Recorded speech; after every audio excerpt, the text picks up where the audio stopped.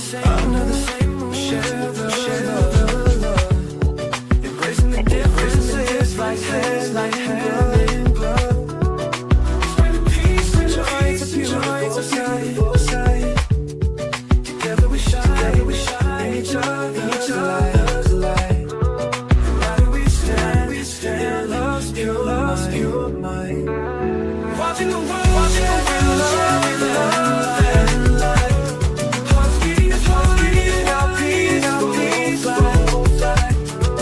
Colors of harmony, fading the night. Now that we stand in love's pure mind.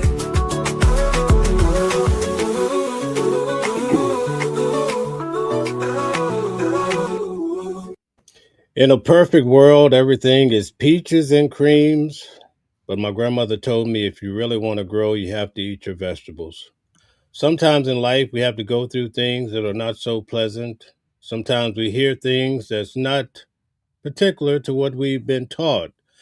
Most of us, we screen everything that we experience through the lens of life and through our experiences that may be sweet, they may be bitter.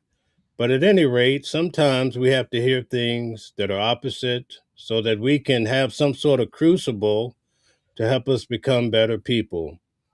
I'm not a fan of Democrats or Republicans per se. I'm very independent because I'm a free thinker, I'm a critical thinker, and I like a little bit of everything from both sides, but I'm a fool to none. So tonight, when we have these deep discussions, do not let it ruffle your feathers if we're talking about things that's not exactly what you would want to hear, because I'm here to test Mama Flips and she's here to test me. That keeps us, neither one of us, from becoming weird because we're able to understand that, listen, there's a different way. In fact, when we travel, I travel a lot. And in fact, I'm going to Egypt. Hopefully, this war calms down so I could travel freely. But in many cases, everybody has a little chicken. But when you sit down to eat, it's very much different because people add their own different flavor. So tonight, please don't be offended, as many are, when they hear ideas that may not be common to men or what you typically hear on your side of the street or in your neighborhood. So, in that sense, I'm going to invite on Mama Flips. And I will tell you that tonight we have the ability for you to be able to call in, and we would love to hear from you, but do not be disrespectful. I don't want to get Mama Flips riled up too heavy, but every Thursday night we have these tough discussions that's probably not made for everybody.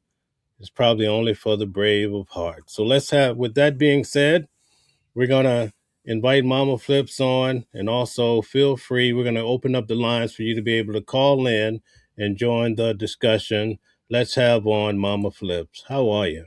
I'm doing okay, thank you. All right, all right. So you were in court for the Alexander brothers, right? Yes, I went today. I actually went today to um during the deliberation. They both settled. I mean, both finished their speeches, and then after that, now the juries and deliberation started today. So the closing arguments are done? Yes, the closing argument Oh, sides are done, and they started deliberating today. okay. So we're looking out for the final words from the deliberation. That's awesome. What is your overall? Do it tomorrow. A lot of people are saying that the most likely they'll try to, come up with a decision tomorrow because it's Friday. Because most of the, how jurors, they say jurors don't want to go over the weekend. But I think they were delivering about 3 hours today, 2 or 3 hours, because they did the deliberation. I mean, the final closing this morning, and then I guess they went to lunch. So they had the deliberation. And according to what I'm hearing, they didn't even send, how sometimes they send notes and questions. They did not. So we'll see what happened. Okay, so after sitting through the entire trial on and off or what have you, what's your overall take? My overall take is they're guilty. Because you know how I say. My overall take, they're guilty and they need to be thrown under the jail, right? But according to what I've heard, Mark and the attorneys, the defense, are doing a pretty decent job as far as what they normally do. questioning the credibility of the survivors, and pretty much just uh, questioning their memory, because most of the incidents happened 17 years ago. They're also questioning their interview with the government, right? And comparing everything that they said to the government to what they're saying here. So they just, and then a lot of the survivors would say that they were on the rugs, right? They cannot remember exact detail because they were spiked. So of course you trying to use every hesitation, and they don't hesitate, but every like moment in which they don't remember something exact as a way to say that they're lying. And I disagree. Okay. Was there any particular victim in this case that stood out to you the most? I only got a chance to see one because I worked during the day, so I didn't get a chance to see all of them. But it so happened the one that I saw was the one that was 16 years old.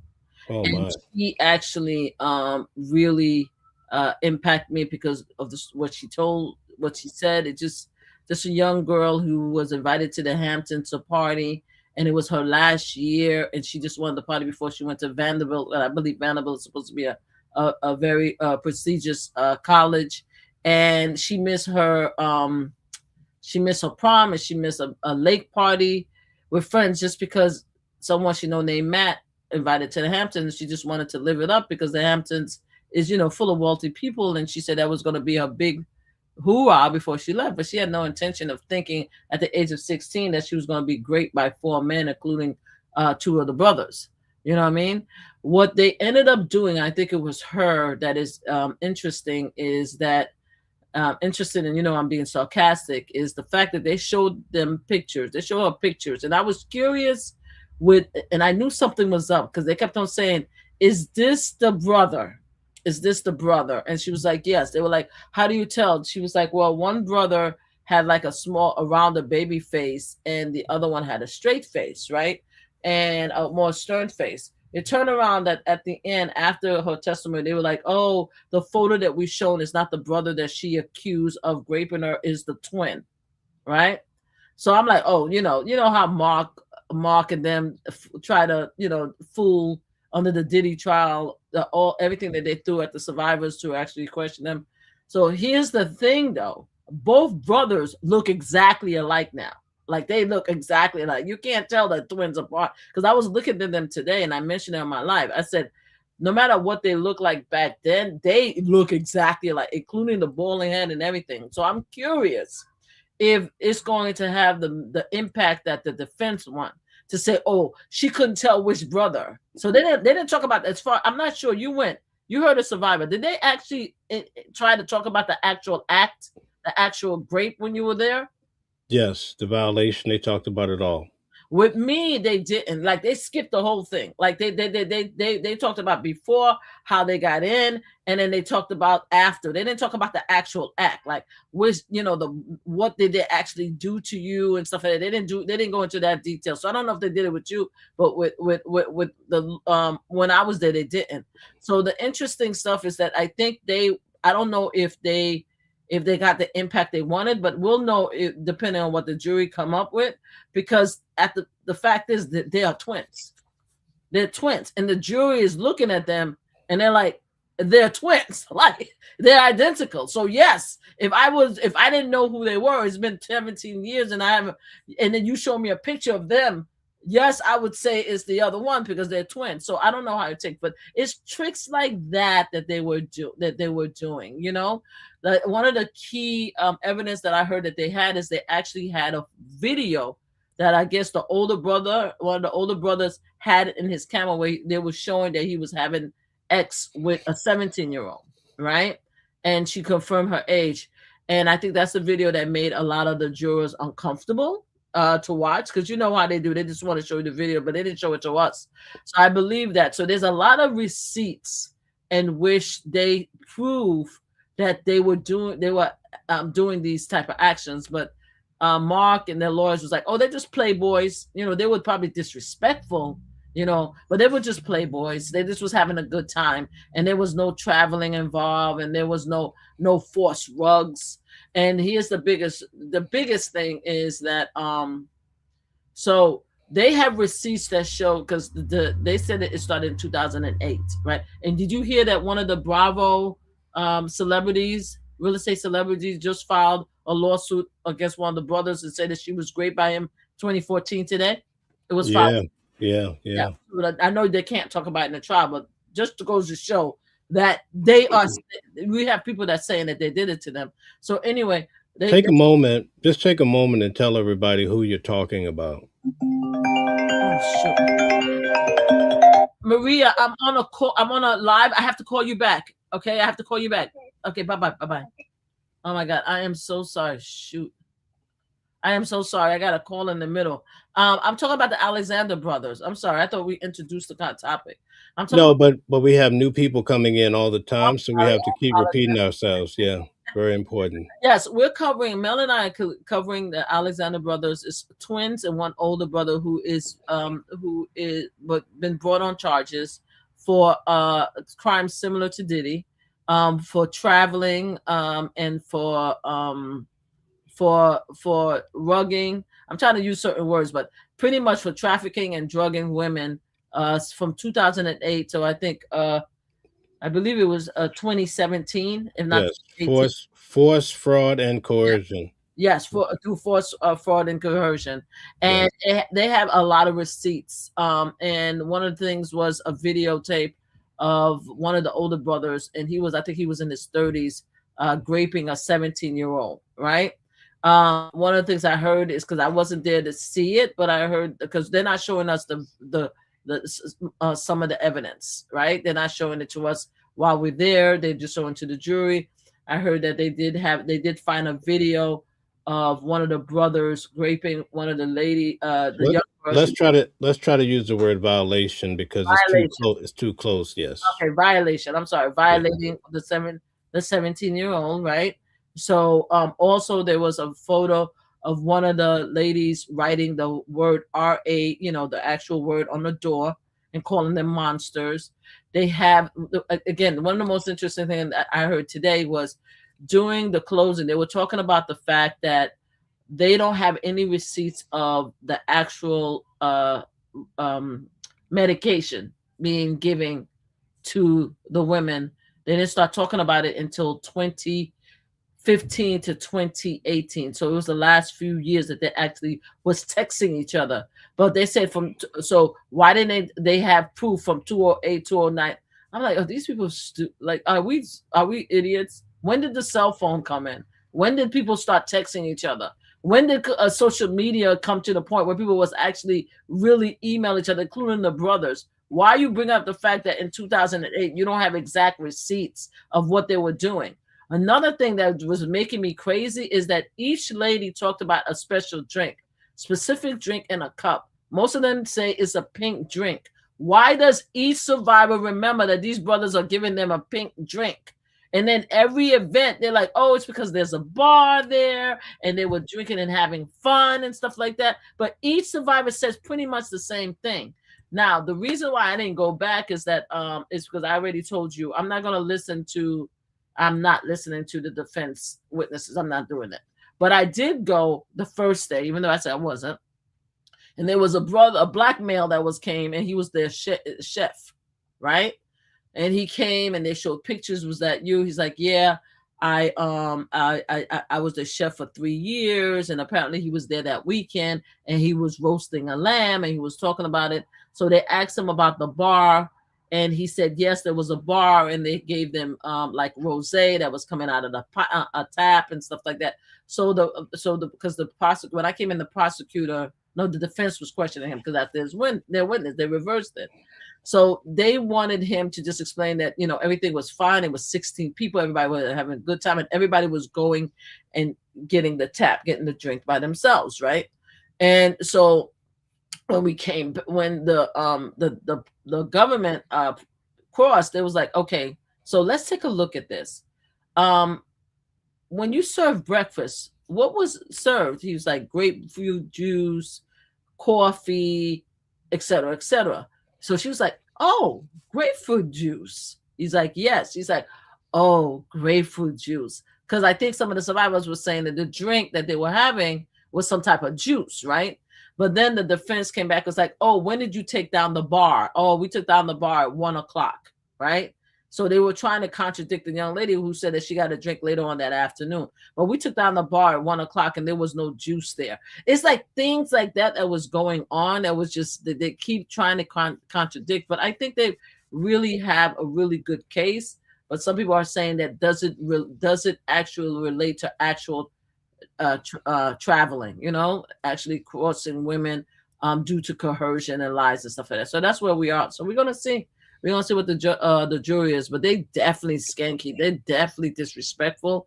There were videos, there were texts, there was a lot of detail that shows that they took advantage of women, they took advantage of young girls at an older men age, and there's a lot of evidence there. It's just now, will the jury come up and say yes, it was coerced? I mean, it was actually, they actually had a conspiracy among the three of them to do that, or where they were just nasty, disgusting playboys that just took advantage of women and girls.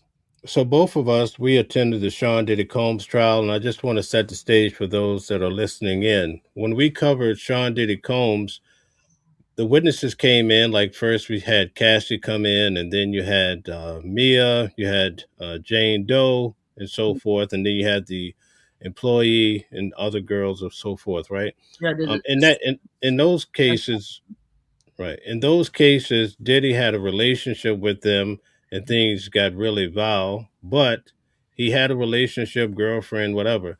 In this particular case, could you just tell us the difference between the Alexander brothers and the Sean Diddy Combs, which has similar types of allegations? they had no relationship with these girls, and sometimes they had people like Matt, who is a party promoter, bring these girls to their houses, and one of the survivors like, oh, they treat him like like he um like Matt treated them like he said their clients, right? So his job is to bring girls over there, right? So it could be anybody.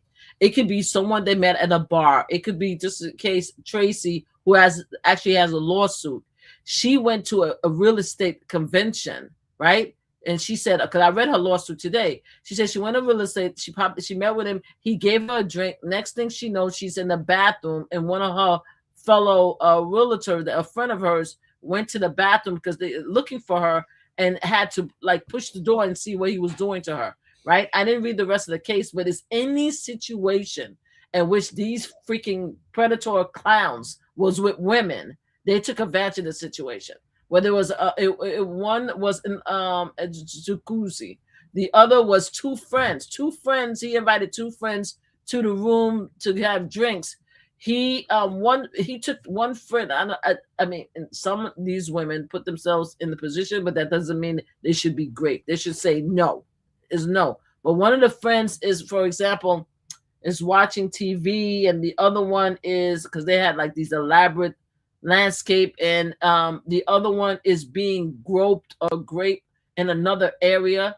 Do you understand what I'm saying? It's just like any situation where these brothers had a women in their presence and they could give them drinks, is on and popping for them. They're going to take advantage, and they're going to rape. I mean, they're going to violate them. Sorry. Tell us your observation in regards to the jurors in the case. The jurors seemed, I didn't see the jurors looking at them today, except for there was one black brother that was kind of laughing when he came out today from the deliberation. He was kind of smiling when he was looking at us, towards us, meaning the reporters, because I mean the press.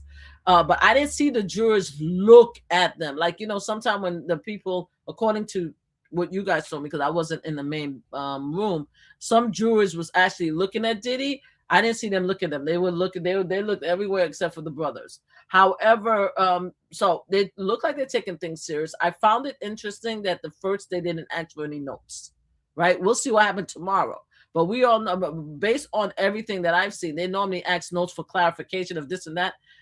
And normally that happens very early on, right? Because once they have a decision, that's very on. So I don't know if it's a good thing or a bad thing they're not asking for notes, but they look like they were taking it most of them look like they were taking it very seriously, except for this young light-skinned brother who was looking at us, and he kind of like smiled a little bit, but he wasn't smiling. Then he was looking at the press. So I don't know what that was about and stuff like that. But The brothers, I have to tell you, the brothers now want to come off as religious, right?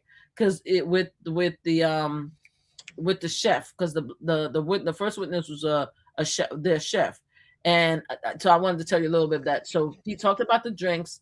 They asked him, did he see any of the women being forced to do anything, and he said no. So they said thank you very much. But then the prosecutors came in and say, do you show him all the pictures of all the ladies that was there that day? Do you recognize any of these women? No. Did you speak to any of these women? No. So I love the fact that they put there. So if he's cooking and he's doing his own thing, and these women are being attacked and raped, you never spoke to them, you didn't see them, you don't even recognize any of them at all, right? So how can you say that nothing happened to them? So I thought that was a great point. So yeah, so that's it. So going to them. So one of the things that they brought up, the defense brought up, was besides cooking for them for Hamilton and the beach, what else did you do for them? He's like, excuse me? Yeah, was there any special meals that you did? And they were like, yes. Once or twice we cooked like a Shabbat or something like that, some type of religious Jewish brothers and sisters meal. And they prayed together, and the chef was like, yes. And there was a lot of prayers and a lot of family there. And I'm like, yo, now you're trying to make them religious? Now you're trying to make them religious? And today I came in all this time. I don't know, maybe it was me. I did not see that they had a yarmulke. Now all of a sudden one of the brothers was wearing a yarmulke? Like, what are we doing? Like, what are we doing? It's like these freaking tactics that making me crazy. It's like, you guys are predators. Like, we know what you're doing. Now you over here like acting like you like you saints. So today the family are still cool and quiet because the family is sort of demure. So they like very straightforward and they were quiet. But you could tell that the fathers were worried because when the judge had to come in and bring the jury in, so they could tell them to go home because they're not requested, right? So they could go home. So right before, when the lawyers came in, the father was talking to Mark, and one of the other brothers' lawyers was talking to the family. So I could see, what do you think? That kind of conversation. What do you think? And they're showing them like, this happens all the time. There's nothing to worry about. It's okay, blah, blah, blah, and stuff like that. And then the brothers came in. One of the twins always turned to talk to his mom and dad. The other one always kind of talked to lawyer, look for it. He probably say a few things, but he doesn't. But one of them is just like, he's just having a good old time. He might as well be in a country club. He just is chatting with his mom and dad. Yeah, like, I'm like, what the fuck? Can we at least show like you concerned? Like what? So they were less jovial than they usually were to me. Right, the older brother, I don't see him because he's in the front, but he seemed like to be the more serious one. Also, he's the more weirded looking one, whereas the twins could be considered attractive. You understand what I'm saying? But they were I could see that they weren't trying to be worried, but they were worried, right? And the reason why I know that they were worried is because when they got up and they were talking to the lawyer, they were just giving the lawyer like a big hug. Like me and another reporter who was closer to my age, we were talking about that. They were giving each other big, slapping each other in the back. I'm like, yo, is this a freaking country club? Is that what we're doing? I was like, are we in a country? It's just so ridiculous, right? But Mark has his trademark hand in his pocket, right?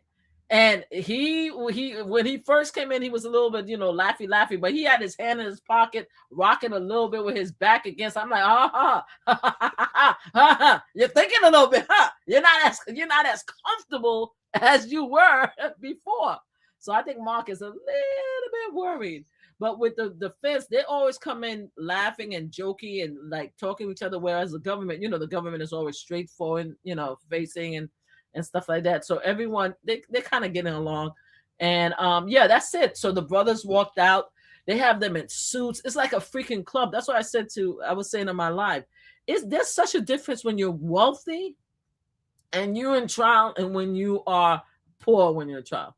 Because as a poor person in trial, there's no laughy, jokey. Like whether you're the government or the defense, it's a serious situation. We are straightforward. Unless you're a clown and you don't give a damn and you want to joke around, You telling the judge to kiss your behind, and that's different. But most of the time, the people that's there, the family members, the people that's being defended, they are here to take it seriously. These rich people, it's like a freaking club. I'm like, yo, y'all just having a good time, ain't y'all? Is it okay? You having a good time? So that's what happened. So they ended up leaving, and the judge sent the jury. They're going to come back tomorrow to continue to deliberate. Okay, so let's talk about last week. I went to the deposition for the Clintons. Hillary was on Thursday, Bill was on Friday. Yes. Bill Clinton, when he sat for the deposition, a lot of people are amused because it looked like his lawyer had to pull away the documents because it looked like he was enjoying them too much while he was looking at some of the pictures. Okay. A lot of people are starting to feel like Bill Clinton may not as be, squeaky clean as you would imagine. What do you think after all of this has happened? Okay, first of all, kudos to Hillary. I think Hillary held her own, and she was not playing with them. I think she answered the question that she had to answer, and she had them on the run a little bit. As far as Bill, I haven't seen all of Bill's testimony. I only saw a little bit, but Bill is an old man, period. He's an old man. Anything he's going to answer with hesitation, and he's going to need because I know his lawyers on both sides, especially the black sis. She wasn't having it. She was like, wait a minute, what are you asking and stuff like that. So he's an old man, right? But we also know that former President Bill Clinton has a history, right? He has a history. You know what happened while he was a president. You know he was a player. Y'all know that. So it's not going to surprise me when you say that, oh, yeah, he was looking at pictures and stuff like that, or he was having fond memories of time or hanging out with Jeffrey. It doesn't surprise me. What I find interesting in his statement is like, I don't like anybody underage. I never had. I was like, he made that clear. I don't like underage, right? And that's what I heard. I'm like, okay, all right. You're making that. Now, if you want to talk about anything else, let's talk about. But he made that clear, like, that's not me, But I just felt that from what I saw, he was just an older man answering question. There was a lot of hesitation and stuff like that, and he tried to answer. I mean, he answered it the best way he can. But I think the star of the day was Hillary. Hillary was not playing with these people. They were like, no. She's like, nope. Especially when she was talking about. When they kept on interrupting her about the relationship with the guy, I know his name, but I don't know if his name is Larry, but he was the owner of the company, oh God, Merrill Lynch, I believe, that lost like over 100 or 200 Merrill Lynch employees at 9/11, and she was saying this is how we became friends and stuff like that, and they kept on trying to. Whoever who was questioning her, the female Nancy, I think it was Nancy that was questioning her, and she kept on trying to throw jabs at her, and she's like, you're not letting me answer the question. Like, I'm trying to tell you how I met him and why we became friends, So I appreciate the fact that she came across to me as if she was answering the question, but she's going to answer it to the full and to tell you, and you're not going to play in my face. So that's what. So I give a lot of credit to Hillary, but Bill, I think he's just an older guy, and that's it. Do you think that he's going to take on more heat for his association with Jeffrey Epstein? I don't think it matters, right? To be honest with you, he probably will take additional heat. Thank you, Love Pink, for the likes. I'm getting a lot of likes here. I think he's going to take the heat, but how old is Bill? 80 years old? What are y'all going to do to Bill, right? What are you going to do with Bill that you're not going to do with Donald Trump? That's my whole thing, right? There's no pictures of him engaging in any salacious activity, right? There's no direct videos, unlike Prince Andrew, right?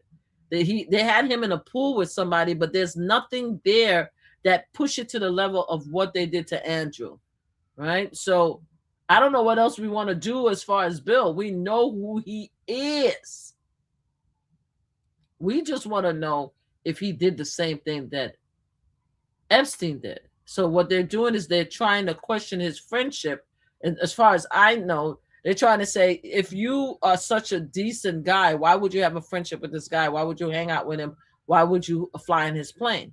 But there's not even evidence that I heard that he even went to the island.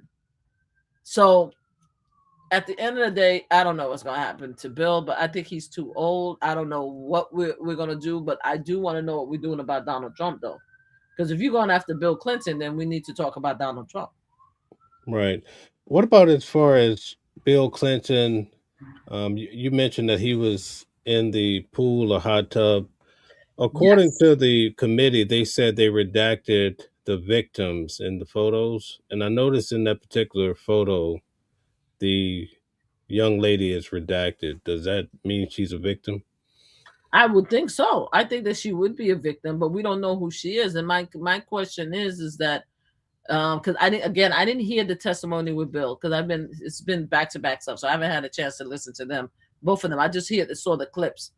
But did they question him about that particular girl in the pool? And if so, what was the question? Right? Yeah. Because it was me, in my opinion, if there was a underage victim in the pool with him, because Jeffrey did not just do underage. There was some that was older also. But if there was an underage person, then what's the question? Who is that girl? What happened? Was that question ever asked? I don't remember. I don't see any clips in which they talked about the girl in the pool. So I just find that to be interesting. You know what I mean? So For the most part, he said he didn't do anything nefarious to anyone. that's Do what you he said. believe? Do you believe it? I think that Bill has not proven all that. I think that Bill proved that he's a ladies' man. He likes the ladies, but there's nothing that indicated to me in his history, and no one has came out with proof that he did what Jeffrey Epstein did. Jeffrey Epstein liked them young, illegally young. There's nothing So yet that we show. Even now, there's nothing that they said that Bill Clinton is that. They haven't, and I'm sure if they had evidence, they would have put it out. But so far, we have not seen anything.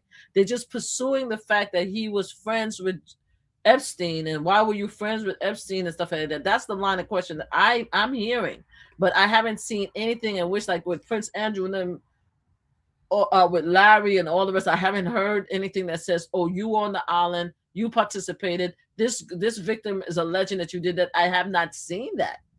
I haven't seen that. So is it fair to say just because a person's in the Epstein files does not make them guilty of something nefarious?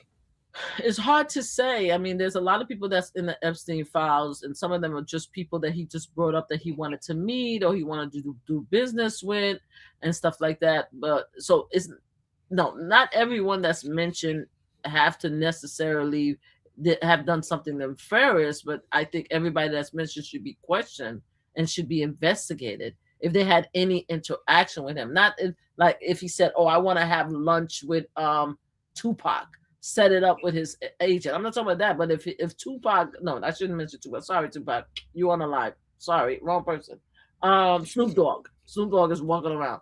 Let's say Snoop Dogg, he said, I want you to set up a meeting with Snoop Dogg. It never happened. We know he wanted to meet Snoop Dogg. It never happened. But let's say he wanted to meet with Snoop Dogg and they met and they had lunch, or Snoop Dogg came to the house, or he was on the plane and then he went to the island. You see what I'm saying? I want the investigation. I just don't want it to assume that because it's Snoop Dogg that nothing happened. I want a full investigation until we get to the end. And then once it proved that he wasn't part of anything, then we could check him off the list, But there were several people that was mentioned that never even met him, you know what I mean? Or maybe they met at one party from a association party, like somebody like a Diddy party. I don't know if they went to a Diddy party, but they just met at a party and they talked.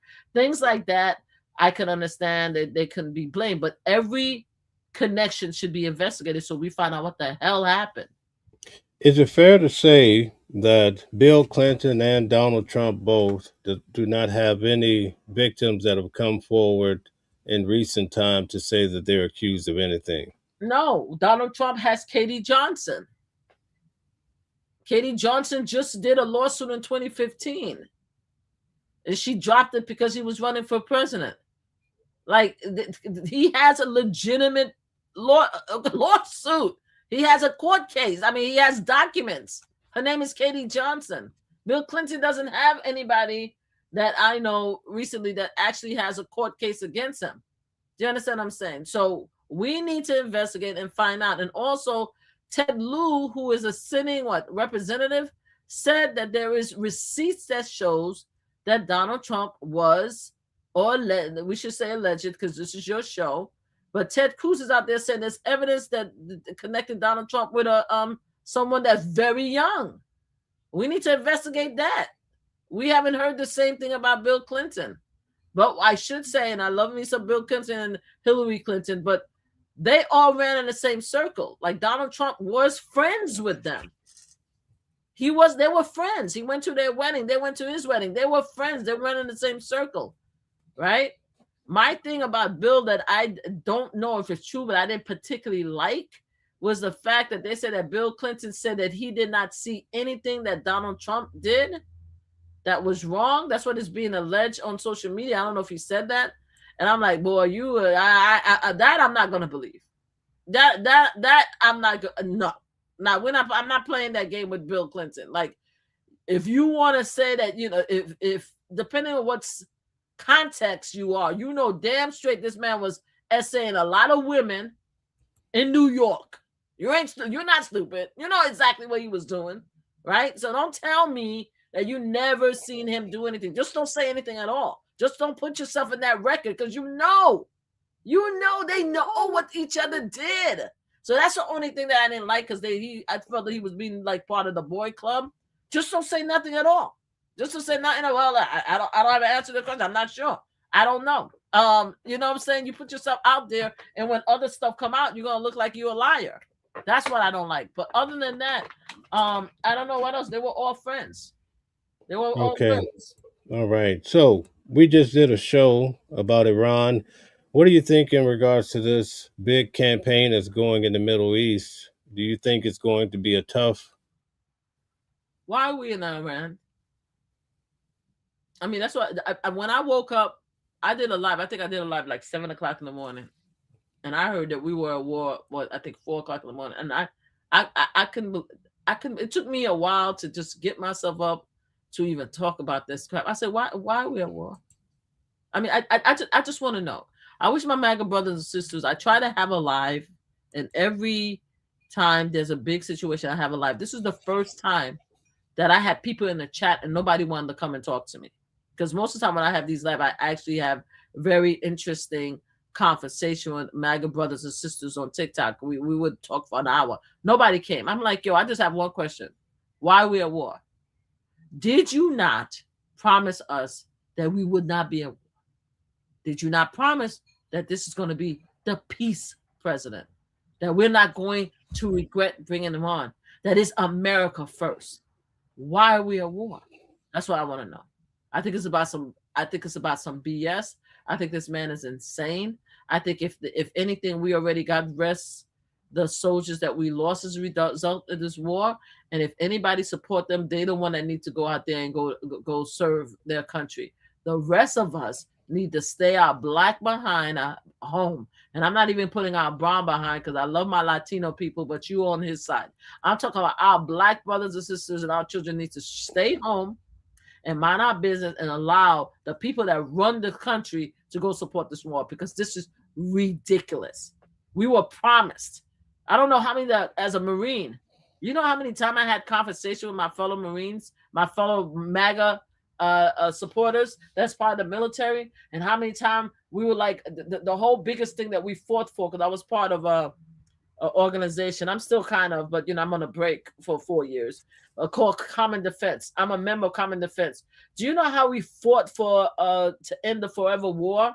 And once we got the forever war and all the people came, all the soldiers came home, you know how many times they kept on pushing our face? You see, there's no more war. There's not going to be anything. He's going to come and create peace and everything. He's going to be the most bestest, most peaceful president. He's not going to put his nose in anybody else's business. And here we are. We have soldiers unaliving. Now, he promised now there's not going to be any boots on the ground. That's what he promised. Let's see if that holds up. Because I'm telling you, if he calls for boots on the ground, I expect all of MAGA brothers and sisters to send their children, their husbands, and their wives out there to support this agenda. And the rest of us should sit out behind home because it's not our fight. And you're actually military, correct? And I'm actually military veteran. And it's pissed me off that I lost a nephew in the last war. So I know for a fact how it feels, how the family feels that just lost their children, not even realizing that a war was going to happen at 3 o'clock in the morning without Congress, without no justification to the American people until after the fact. 3 o'clock in the morning, we waking up to this bull. Do you feel that Iran is a big threat? Whether Iran was a big threat or not, he's the one that made him a bigger threat when he walked away from the nuclear deal in 2018. We had a deal, but his ego couldn't stand the fact that a prior president, former President Barack Obama, I believe, created that deal. He let it lapse. He let it lapse. He created this disaster. And now we are here. And the thing that makes me crazy about him, and everybody knows it, I don't have to say it, there are several clips in which he says, if Barack Obama strike Iran, that means his numbers are low. If Barack Obama start a war with Iran, that means the economy is in the shithole. He said when he ran for president, I would never strike Iran. That's what he said. So now you're telling me you want me to now reverse everything he said because you want to love on him? He said it. And now we here. So what you expect from the rest of us? We just sitting here like, yo, like don't call us. That's what I'm saying. I'm saying, if he does a draft, Lord have mercy, black moms and dads, have a plan. Have a plan, black moms and dads. I am not playing with y'all. Have a plan. You hear what I'm saying? Don't let your kids go out there, and pray for your kids that's already in the military. But if there's a draft, allow our MAGA brothers and sisters who love this man to send their children. You understand what I'm saying? And what I'm hearing is half of MAGA is pissed off. Now there's an inner fight with MAGA because even MAGA is like, what the hell we doing? What the hell we doing? Why are we fighting it? No disrespect to my Jewish brothers and sisters who I love you. I have advocate friends who are Israel supporters. I'm not talking to y'all. No disrespect. I get it. But there's a lot of people are saying that why are we fighting for Israel? It's supposed to be America first. Right? Why are we over there? Do you understand what I'm saying? So even the MAGA brothers and sisters are like, we don't know what the hell. People are saying that the reason why he did it is because the Epstein files. But we don't know. The fact is that he didn't legitimately submit a plan to Congress to make us understand what is happening. He strike first, and then he come back and say that he used the Second Amendment or the Second Amendment to say that there's an emergency and they were a threat. Were there any more threat when you were promising us that we weren't going to fight? We wasn't going to go to war with them?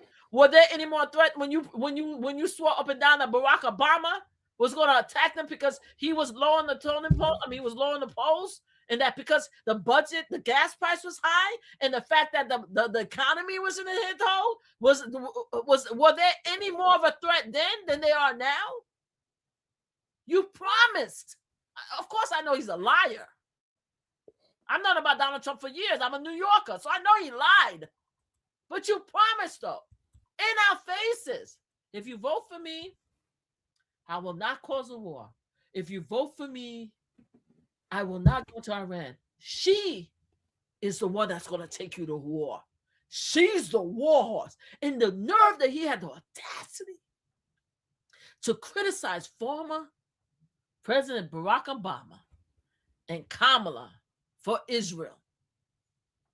The nerve for you to look at the American people and use it as your stepping stone, where you had the Palestine, Gaza, blessed young kids who dogged Kamala and former President Biden for anything they did for Israel after October 9th massacre. You pointed at them, it's like, you see, they're the one that using the American dollars. They're the one that put American lives on hold for being over there. Why are they over there? I wouldn't do that. I'm America first. I would never. And now we're at war. So yeah. So I don't have anything to say. As long as we maintain our safety as much as possible, I pray for the military personnel that's already there and stuff like that. I hope a lot of them could get the hell out. If you could retire now. Just retire. They're like, look, I'm good. I'm out of here. Don't re-sign up. Don't sign up. If your contract is ending, just get out. You just get. I promise you. Go to Ready Reserve if you actually need to. Get the hell out, because you could come back in. I promise you. You could come back in if you want to. Get out now if you can. So, how should aggressive countries be dealt with? How should aggressive countries be dealt with? Aggressive countries who are coming toward.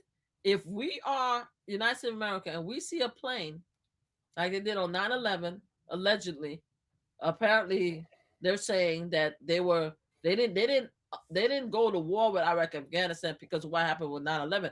They went to war with Iraq and Afghanistan because allegedly there was nuclear weapon over there that was never found. So let's just say we're America first, and somebody's coming here, and you see missiles hitting the Eiffel Tower, or you see enemy ships coming into our shore and stuff like that.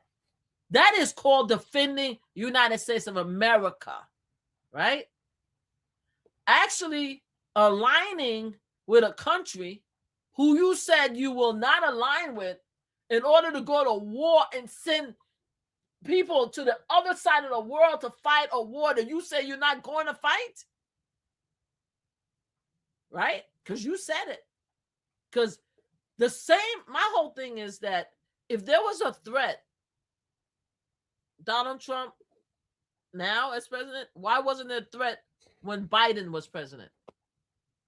Why wasn't it a threat when Kamala was running for presidency? Why wasn't it a threat? But it's a threat now, though. We have to do that for Iran now because it's a threat now. But they weren't a threat a year ago, right? They weren't a threat a year ago, but all of a sudden there's a threat. And don't tell me nothing about the nuclear weapons, because you let the nuclear deal end in 2018. You didn't go to war in 2019. You didn't strike in 2020. When Biden went in and became president, they didn't strike at all either until what happened with the massacre on October 9th. But now you want us to believe. You want us to believe, right? All of a sudden you woke up today and you're like, oh, they're a national threat, and I'm doing this to save and protect America. So we're going to save and protect America, right? After you and Israel, again, no disrespect to my Jewish brothers and sisters, but after you and Israel decided y'all going to poly it up, and you decided you want to create a resort in Gaza, right? And you guys come up with a plan, and you go there and you attack without even, and here's the thing, if there was such a crisis, if we were in danger, why didn't he submit the plan? Why didn't he submit the plan to Congress? The GOP, Congress runs the world. He has a GOP. This is what I don't understand. The House and the Senate are now run by GOP. We are aware of that, right? The Supreme Court is run by far right. I want to say white supremacy, but I'm trying to be kind. Donald Trump has the layout to get anything he wants. So why is he not using the legal methods to get in the Congress to approve his plan to go into Iraq? You know why? Because he doesn't have a plan. It's about some bullshit. He's putting people's lives in danger, right? That's what he's doing. And I just feel sorry for everyone who fell for his okey doke. But that's y'all. That's your guy. You love him. So there we are. But I just want to know. I don't have anything else to say about it except for why we on Iran. Hmm. That's What what do I. you think in regards to the prices for gas and food? Do you think it's going to go up because Do of you see how this? much do you see how much the gas is up now? Do you see how much gas is up now? I just went. I just got gas. Oh my god! I just got gas the other day, and I'm like, ain't this something? The gas is getting as high as the prices in California and in Brooklyn. Not quite there yet, but I'm looking at this stuff, and I'm like, ain't this? Because right now it's 309. Right? It's over $3. I don't even know the last time it was over $3. And everybody was so proud. It's like, you see, Donald Trump is doing amazing. You see, he kept the gas, and we're talking about the gas, we're talking about the gas in the tank, in the gas station. The gas at the house, the gas price in the house is crazy. We're paying crazy price for gas to warm up our house. I'm not talking about that. I'm talking about the gas station. So I'm looking at this. I'm like, so I want to see how high it goes. I want to see how it goes. We're only talking about the gas because I ran. I want to see how. And weren't we supposed to steal gas from oil from Venezuela and bring everything down? What happened to that? What happened to that? I thought my gas price was going to be $2 by now, right? As far as groceries and everything, we already know it's been high ever since he's been in office. Nobody seemed to really care any which way about that. But what I care about is like how many people are going to unalive. And while we at it, why did they unalive 50 to 100 children at a school? What was that about? Young girls. They have pictures of the young girls while they were in school uniform prior to being unalived. What are we doing? What's the point? If you are trying to get rid of nuclear weapons, shouldn't the target be locations where there is nuclear weapons being stored? What are we doing unaliving children in school? Can somebody explain that to me? I just Yeah, want we went over that in the previous video. to. What did Israel you said say? they said it was a mistake. Oh, wow. My bad. Unaliving 50 to 100 and what? 175 children, babies. It was a mistake, right? 150. It Yeah. was 150 babies. They go to school. Their parents dress them up, fix their hair. Is their parents' babies, right?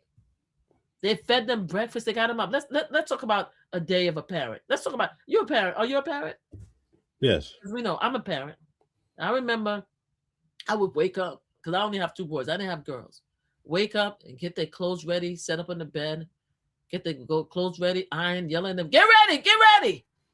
But I go downstairs and make them some waffles and stuff like that. Sometimes it was like frozen. You put it in the microwave and stuff like that. And you serving them food and you making sure that they have their homeworks in their bag and everything like that. And you argue with them, get your bag. You gotta go to school. You gotta go to school. And then you take your babies to school.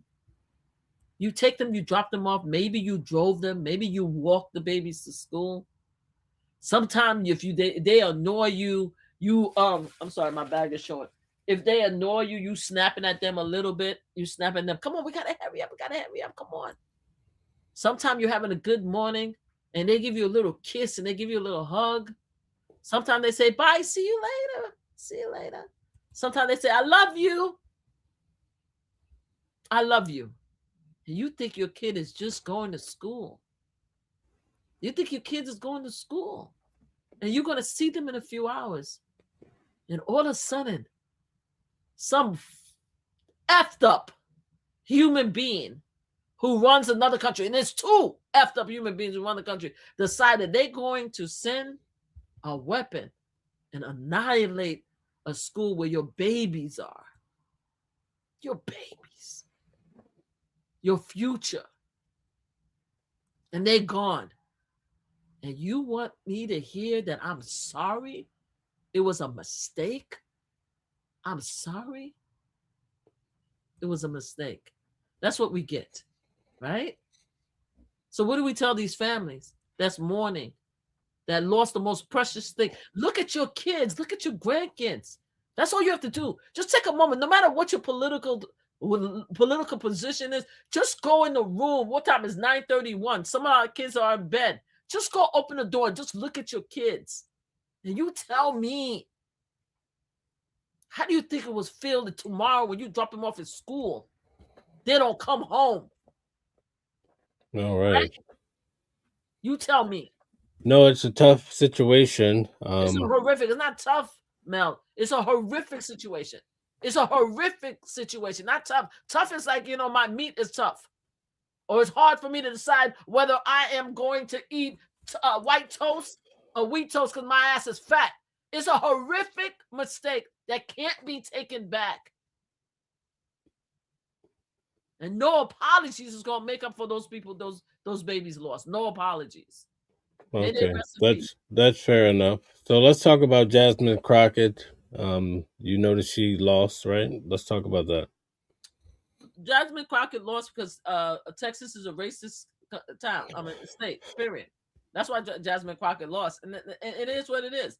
Like, I love the fact that Jasmine Crockett ran. I think that she's an amazing candidate. I think she speaks her mind. I think she's extremely intelligent. She don't play with nobody, and she could run everybody on the table. They didn't vote for her because she was a black woman, and that's it, and that's the end. It had nothing to do with her experience or anything. They wanted a white male. They didn't feel comfortable with having a black woman run in Texas. Texas is racist. Been racist, is going to continue to be racist. Period. That's what it is about. You think so? Because a lot of people are saying the guy that actually won, he was chosen because he doesn't talk about Trump. He's not bringing up all of these, Trump, like she was doing. White. He's white. That's why he's a white male. Maybe if they had maybe a Latino male, maybe he would have been picked. But the reason why they picked him is he's a white male. They feel comfortable with whiteness. How do you think she won in the first place if that was the case? How she ran for how do you think that she won for Senate? No, she's already in office. So how do you think she won then if that was the only reason? Okay, so hold on. Let me make sure that I understand. Jasmine Crockett is a representative, or is she a senator? She's a representative. She was trying to become a senator because basically she got redistricted out of the network. So senator, right? But she's trying to become a senator, yes. Okay. And a senator, right, has a more, well, it's not supposed to have a bigger role, but it has the district that she's in. Isn't the district that they put her in have more white bodies? Or am I wrong about this? Because maybe I'm just missing the point here. Because the reason why she won the first time is because black women and black folks help her win. She had a large amount of black people that help her win. In this particular situation, a lot of black people, right, came out, but more white people, whether it's Democrats, mostly white Democrats and Latinos, wanted a white face to run against a Republican, right? Did I get it wrong? That's what I'm hearing.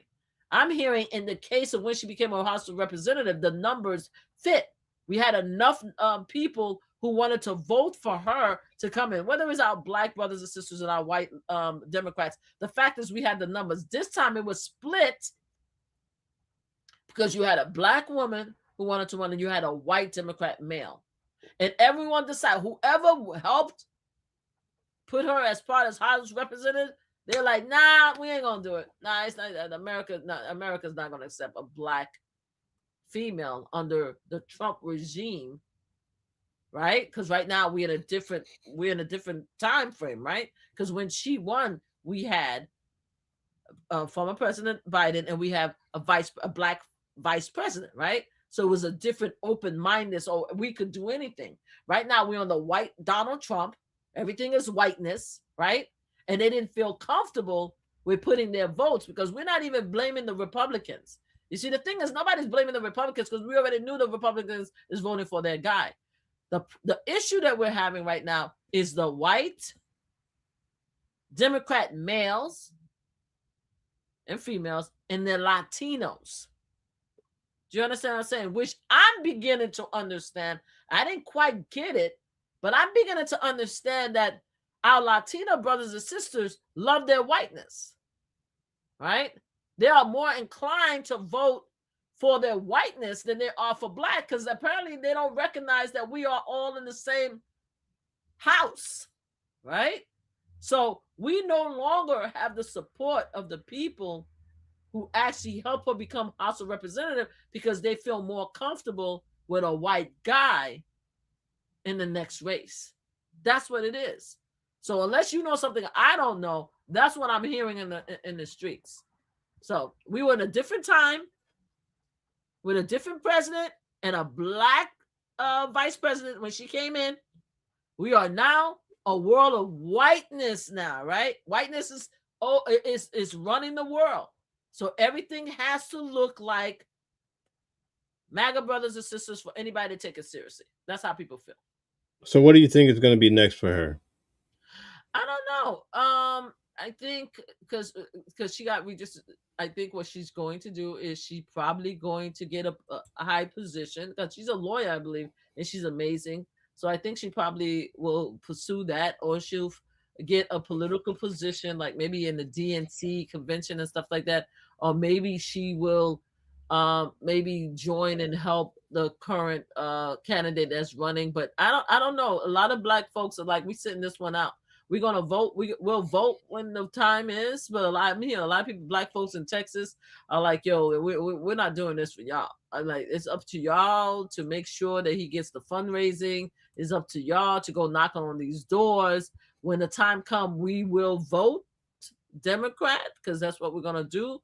But we ain't out here doing the work anymore. It's up to you, our Latino brothers and sisters, our white brothers and sisters. I'm talking about the Latino Democrats and independents and our white Democrats and independents. It's up to you guys to take it home because a lot of Okay. black folks is taking a break.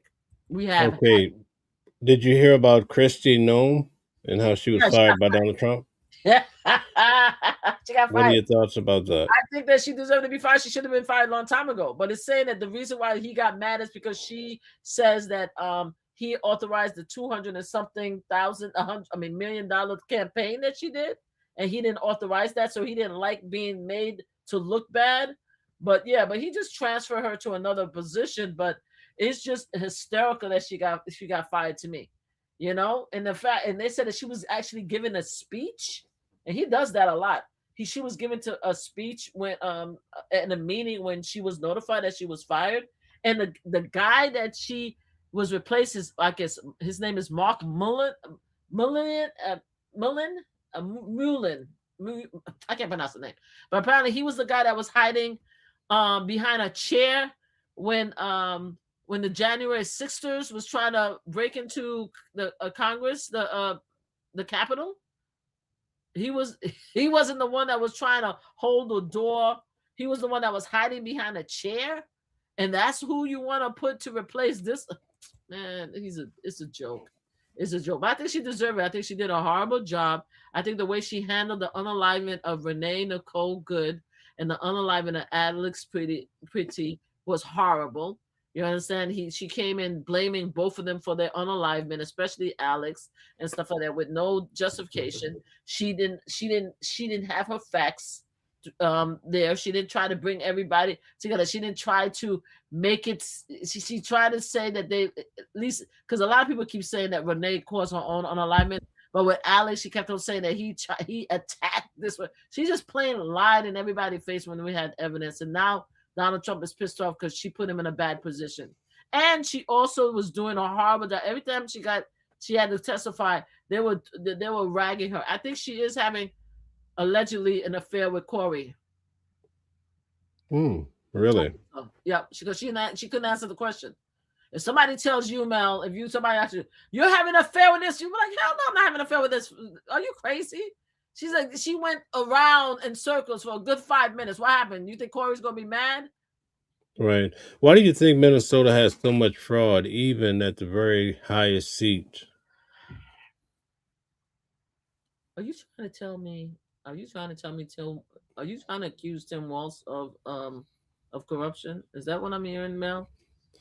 Hey, listen, it looks like it's all the way to the top, right? So why do you think that's the case? It's not the case. No? No.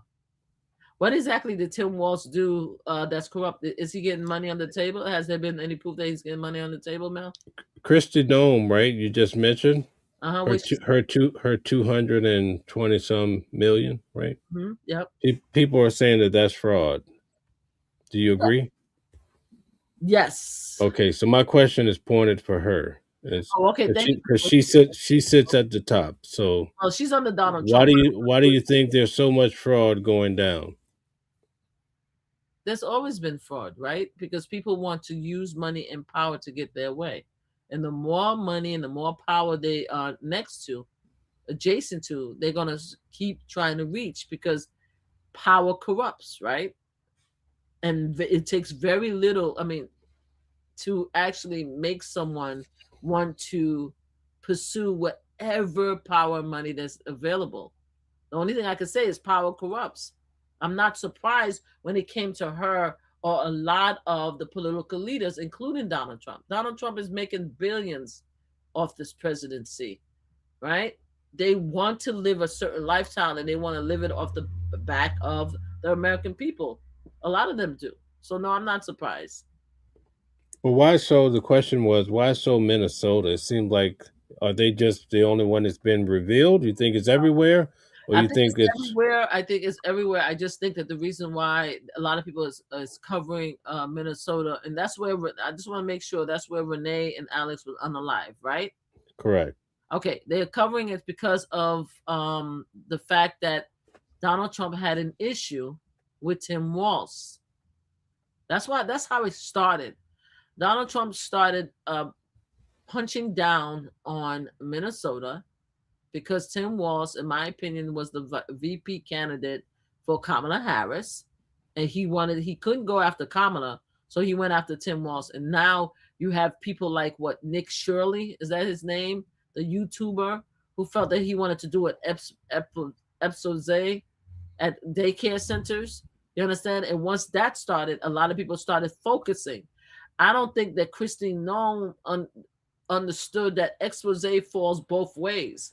Once they go after one person or one political person in your state, they're going to look at all of y'all until they catch you, because the same technique or tactics that the Republicans or MAGA reporters are going to use, or MAGA representatives are going to use, the same thing that the Democrats are going to use. So if everybody's focusing on Minnesota, oh, okay.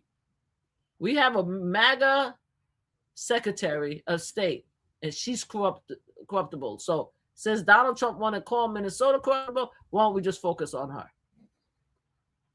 That's how I think. It's just a connection. I don't think it just happened. But I think the original issue was Donald Trump with Tim Walz. Right. Yeah, no, but Minnesota's not the only one. All of them are corrupt. Now Nick Shirley is focusing on California and all the corruption that's there Yeah, as well. yeah, California will put. You see, I wish Nick. I want Nick to go to the wrong part of town. What do you mean? I want Nick to go to the wrong part of town, and I don't want him to go to. You know something? I want him to go to L.A.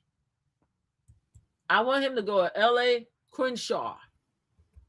That's what I want. Okay. I would love for you to go to Los Angeles Crenshaw and try to open up the door of one of those daycare centers. And then you could talk, then you come back and tell me what kind of reception you get. You understand what I'm saying? That's what I need him to do. So go find corruption in Crenshaw.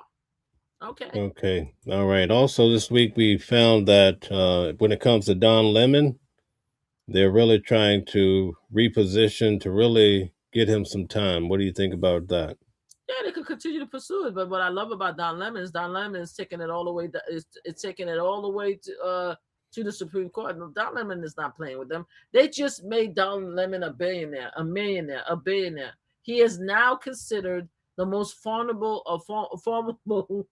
press media personality. He is now the image and the shining light for the First Amendment, for the right of the press. They just made him a hero, right? And if he wants to make him a martyr, he could do so.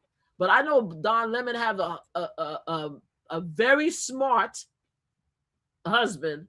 He has very capable, right, capable lawyers. He said that, you know, yeah, He has a new lawsuit today filed for millions of dollars, right? I didn't hear about the lawsuit. Yeah, you have to check it out. I haven't had a chance to really get into it, but he was hit with a huge lawsuit in regards to what happened out there. Really? Who's suing the ICE priest? Yeah, I'm gonna go through the lawsuit and then we could talk about it. But I just Okay. wanted you to look So, out for it. yeah. So as I said many a times, and I'm gonna say it over and over again, they honor like because the trial is in Minnesota, right? Yes, Okay. I'm waiting to see how they're gonna get 12 jurors in Minnesota after they unalive Renee Nicole Good and Alex Pretty. That's what I want to know. How are they going to find 12 jurors to actually find him guilty? But let's say they do. He's going to appeal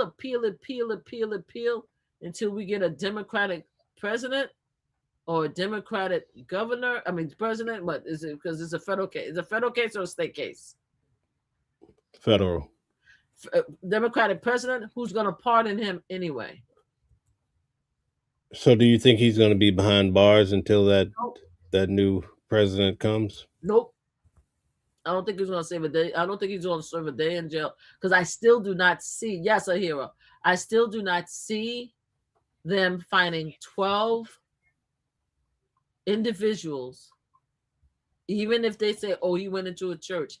After we saw the video and the proof in which he says, "I am covering what's happening in Minnesota. I am a reporter. I'm going to cover a story in Minnesota," right? I don't see anybody, in my opinion, that could come up with a 12-member jury that's going to find him guilty. They may have a hung jury, maybe, possibly. Emma is from Minnesota. Emma says they will. We in Minnesota are pissed. So you piss at good. So you are pissed at Don Lemon. Good for you, Emma. You live there. I don't see it. And so you're so pissed. So and you so pissed. So you so pissed, right? But you're not pissed with them killing Nicole, right? And you're not pissed at killing Alex, right? Because they deserve it, right? He'll be an example because he's black, right? Right? He's a demon because he's black, right? Right? Right? Because Emma says it's all. I don't think so. I think Emma says it's all on tape. He said it's on tape also that he said that he was going down there to cover a story in Minnesota as a press. Obviously, you don't know anything about the First Amendment and what press have the ability to do. Obviously, you don't know. I feel bad for y'all. You know what I'm saying? Go research it. Thank you. Can you tell Chris Brown I said hi? Chris Rock, I said hi? Can you tell him, can you email tag Chris Rock and tell him there's a woman on live that sounds just like him and want to meet him? Do me a favor. You all, yeah, we'll see. Because he's black, right, Jacqueline? Because he's black. Right, Jacqueline?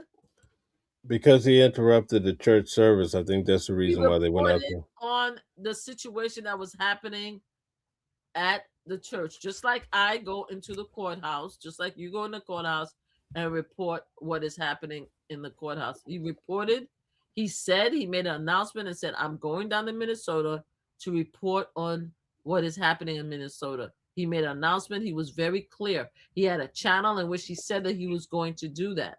Do you understand what I'm saying? That's what he did. People don't like it. You notice that I'm not talking about the protesters. Does anybody realize that Mama Flip is not talking about the protesters that was arrested? Even though I don't think they should have been arrested for protesting, for practicing the First Amendment right. But you notice I'm not even talking about them. I'm talking about Don Lemon, who was a fellow media personality, just like you and I. Do you understand what I'm saying? He has the right, the First Amendment right as a media or press to cover a story. And that's what he did. Y'all don't like him because he's black. And I'm sure y'all don't like it because he's LGBTQ. I bet you guys think he's a demon and he doesn't respect the church because the Bible says he shouldn't have a husband, right? That's what y'all saying. Why don't y'all say? That's why y'all call him a demon. That's why y'all call him a demon. But if he was a white man with a white wife and had a freaking press pass, if he was Fox News, y'all sorry asses would be like, why y'all so mad? He's press. Right? Right? Y'all a bunch of hypocrites. No, I'm not. You're the racist. I'm not spreading racist. I'm telling you the truth. You don't like it. Why you guys are calling Don Lemon a demon? Why y'all calling him a demon? Y'all said that. I didn't say that. Okay, so Emma says Don Lemon planned a violent event in a church. He did not. He did not. You're a liar. He did And not. and that's why they charged him with conspiracy, because they're saying he's black, and they charge him because he's LGBT. They're charging because 5 years ago, he called Donald Trump a racist in CNN. That's why they're charging him. That's why. They never used that law. Never. That's why. Y'all keep trying to play around like we're stupid. We're not stupid. You guys want black folks to be stupid. We're not stupid. We know the history. Bayou says that's a lie. He organized with others to protest the church service. He did not. He did not. He has a show. Go on his show. You can see when he announced that he was going to be reporting on a story in Minnesota. And hopefully he still have his press pass in New York, because New York has one of the best liability insurance when it comes to the press. It gives us access to anything and everywhere. So hopefully he still have his press. But at the end of the day, we'll see. We'll see. Because guess what? Find 12 MAGA hating GOP like Emma and everybody that's on this chat that's going to find him guilty. And let's see if he stays in there. We'll see. We'll see who's wrong. I don't even need to add, but y'all need to stop calling the man demon. Y'all haters. Stop hating on black people. Stop hating on LGBT people. All right? LGBTQ people. Stop hating on people. Emma says churches are off limits, especially during the service on Sunday. You have reporters in there all the time. You're lying. You're lying to your teeth, and I hate liars. I can't stand liars. So you mean to tell me that nobody ever did a report in a church? No reporters have ever been in there to cover a church, right? Yeah, we are fatigued, black fatigue. We're fatigued over you, Emma. Yes, we are black and we are fatigued. And even if you are black and you say black fatigue, you ain't real black. I'm black and I'm tired of y'all. Yes, thank you for saying that. No, I'm not. I'm very proud of myself. You just don't like it. You guys have haters?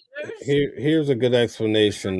Donna says he brought them coffee. He coordinated with them. He admitted that the purpose was to intimidate white Christians. He did not. He didn't. And that's the thing that I don't like, because he did not say any of that. So why don't you guys thank you. Thank you for saying that.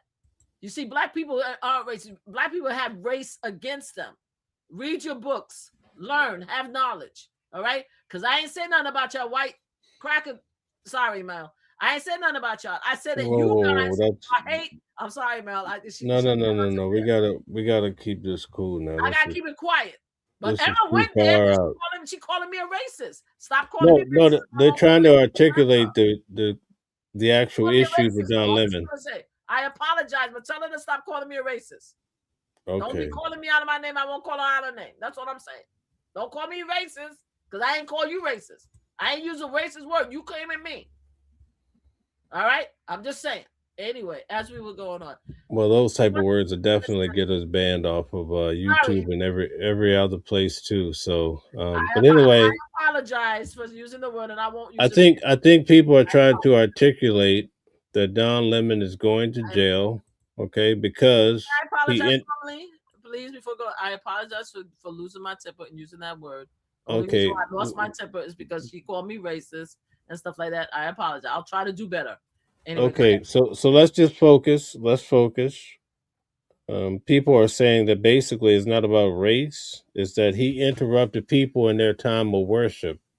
And you can't do that because the church is a private entity. And even with your press pass, you cannot go into a private establishment. That is not true. It happens all the time. What I'm saying is this. I am not talking about the other people that was arrested. Okay? I'm just trying to get you to understand. I know the other people, the other protesters that was there have to go to court and have to address their participation in what they did because of the face law. Okay? We know this. This law was never used before. You had people who has gone to church for many years and did civil disobedience, who got into fight, had reporters going to church. This has happened for different situations. I'm saying Don Lemon. I'm just only talking about Don Lemon. He said that he was going there to cover a story. He prepared us for it. He brought his camera, he brought his mic, and he went there. He spoke to everyone. He tried to speak to the pastor. He spoke to the people outside that was coming inside the church, and he spoke to the protesters. He was doing a report. That's it. That's all I'm saying. The First Amendment says that there's a freedom of a press to get a story. There's no limitation to that. Now all of a sudden you have a FACE Act where you say, well, you could cover anything else, but you can't cover a church. That was never used, right? And now they want to use it in this case, and I'm thinking it's wrong. And that's it. I don't go to church, Kimmy, but thank you. You can come to my house on Sunday if you want to, but yes. You're more than welcome. I'll stop yelling if you guys stop calling me racist. All right. Anyway, sorry. Okay. All right. Very good. So, yeah, we have to keep this above board. I'm trying if they don't call me racist. They're being disrespectful. Okay. Oh, Lord. He said Don Lemon is not going to heaven. You see, and this is exactly what I'm saying. You see, you guys call him a demon. You guys say that he's not going to heaven. This is the thing. You see, you don't want Black folks to get angry at you guys for using these type of words and hateful words stuff. You guys don't want us to get angry. When we get angry and we get out of pocket and we start calling you names, y'all want to clutch your pearls, right? But you guys started with us. We're living our very best life. Now all of a sudden the man is a demon. He's not going to heaven. Putting that to the side. What are we talking about here? Why does it have to be that way? And then you get mad when we get pissed off? You get mad at us when we get pissed off? Y'all need to stop. Y'all need to stop. If you want him to repent, then talk to him. As far as I'm concerned, he told me that he goes to church. He's a godly man. That's what he said.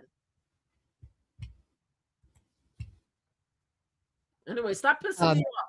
The guy was an active participant, and he knew full well. He didn't just like, I guess, I've been given a tip to show up to some unknown location. He knew all about the organizers were planning to do inside this church. He willfully entered the church knowing full well that the disruption was planned. The first example is Lemon at the meeting site with the protesters, where he's kissing the organizer. They clearly know each other. They've been in cahoots. And you will hear him allude to knowing the details. He talks about how it's key that some of the agitators are what he calls MAGA coded. Watch. They're getting the operation together. Again, this is an operation that is secret, that they invited folks out. Can't tell you what is going to happen, but you're going to watch it live unfold here on the Don Lemon Show. There are for this reason,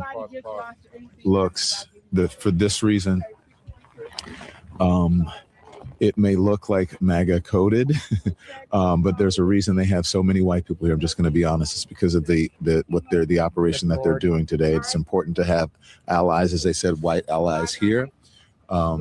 So that is what I could say. I turned our camera off of them because they're giving some critical information here. How are you? Good to see you. We're on. We're not saying what it is, what's going on, but thank you. Tell us why you're doing this. So this is Nakima, Levy Armstrong. This is Operation Pull Up, more of a clandestine operation. Okay, so we're going to go to the operation again. We're not going to give any of the information away. As Nikema said, this But you is got it. a clandestine operation, and then we can tell you what's going to happen afterward. Now, let me say for the record, if Don Lemon had stopped there and not gone in that church, he would have been fine. Would have been fine. It's fine. It's fine for someone to tell you that they're going to do something illegal, and you as the reporter go there to film it from a place you're allowed to be, and you don't take part in it. We do that all the time. But he didn't. That wasn't good enough for Don, because you see, he needed YouTube subscribers. Do we have that clip, Deb, where he's begging them, don't forget to subscribe. Subscribe. Don't forget to follow, subscribe. That's why he did it. She did the same thing. For Don to document from the place he was allowed to be what they were doing inside. And hey, it would have been great tape watching the people run out, the woman with the broken arm, the crying children. I think Don really would have enjoyed that. But it wasn't good enough for him. He wanted to go in the church. He reminded people throughout his disruption, subscribe, watch, look, we actually cut the clip the other day. We never got to play it, but here it is. So if you're in the chat, if you're with us, support us, support us, support us. Is he in the church? Like and subscribe, become a member, support independent journalism, because we do it without fear or favor. I'm not afraid to do this. Like I told you, it was going to be raw, unscripted. We got stuck in the snow trying to get here and to produce it in real time. Go here. As soon as we walked in, almost perfect timing, the protesters stood up. Appreciate all of you, all of the new members. Make sure you subscribe if you're watching us. Make sure. So what do you think so far? So I'm looking at Megyn Kelly's YouTube page. Megyn Kelly has a YouTube page. She has 4.2 million subscribers, 13 times K. And guess what? She has a subscriber link on her subscriber list, and she also has 6 links on her page. Let's take a look. America New Minute. Sign up. Right there, the first link on there is American New Minute - sign up. She has Apple Podcasts listed. She has Sirius XM. She has Spotify. She said, follow me on Instagram, follow me on Twitter, follow me on YouTube and stuff like that. She has a Facebook too. And she has a great subscribe button right here. There we go. So to explain to me, and she just, what I mean, she does it, what every 4 days? She have a conversation. Look at her. Oh, she just did an episode. Damn. Episode 1,266 episode. How many episodes does Don Lemon have on his YouTube page? Because it seemed like Megyn Kelly has 1,266. Look at her grinning. Look at her grinning on her YouTube page. It must be not. Oh, does she also have shorts? No. Does she have shorts too? Stop playing with me, man. But her argument is that it's in the church. He was doing that in the church. No, her argument is that he went in there for subscribers. Her argument was that she even indicated in the beginning that everything he did was legal.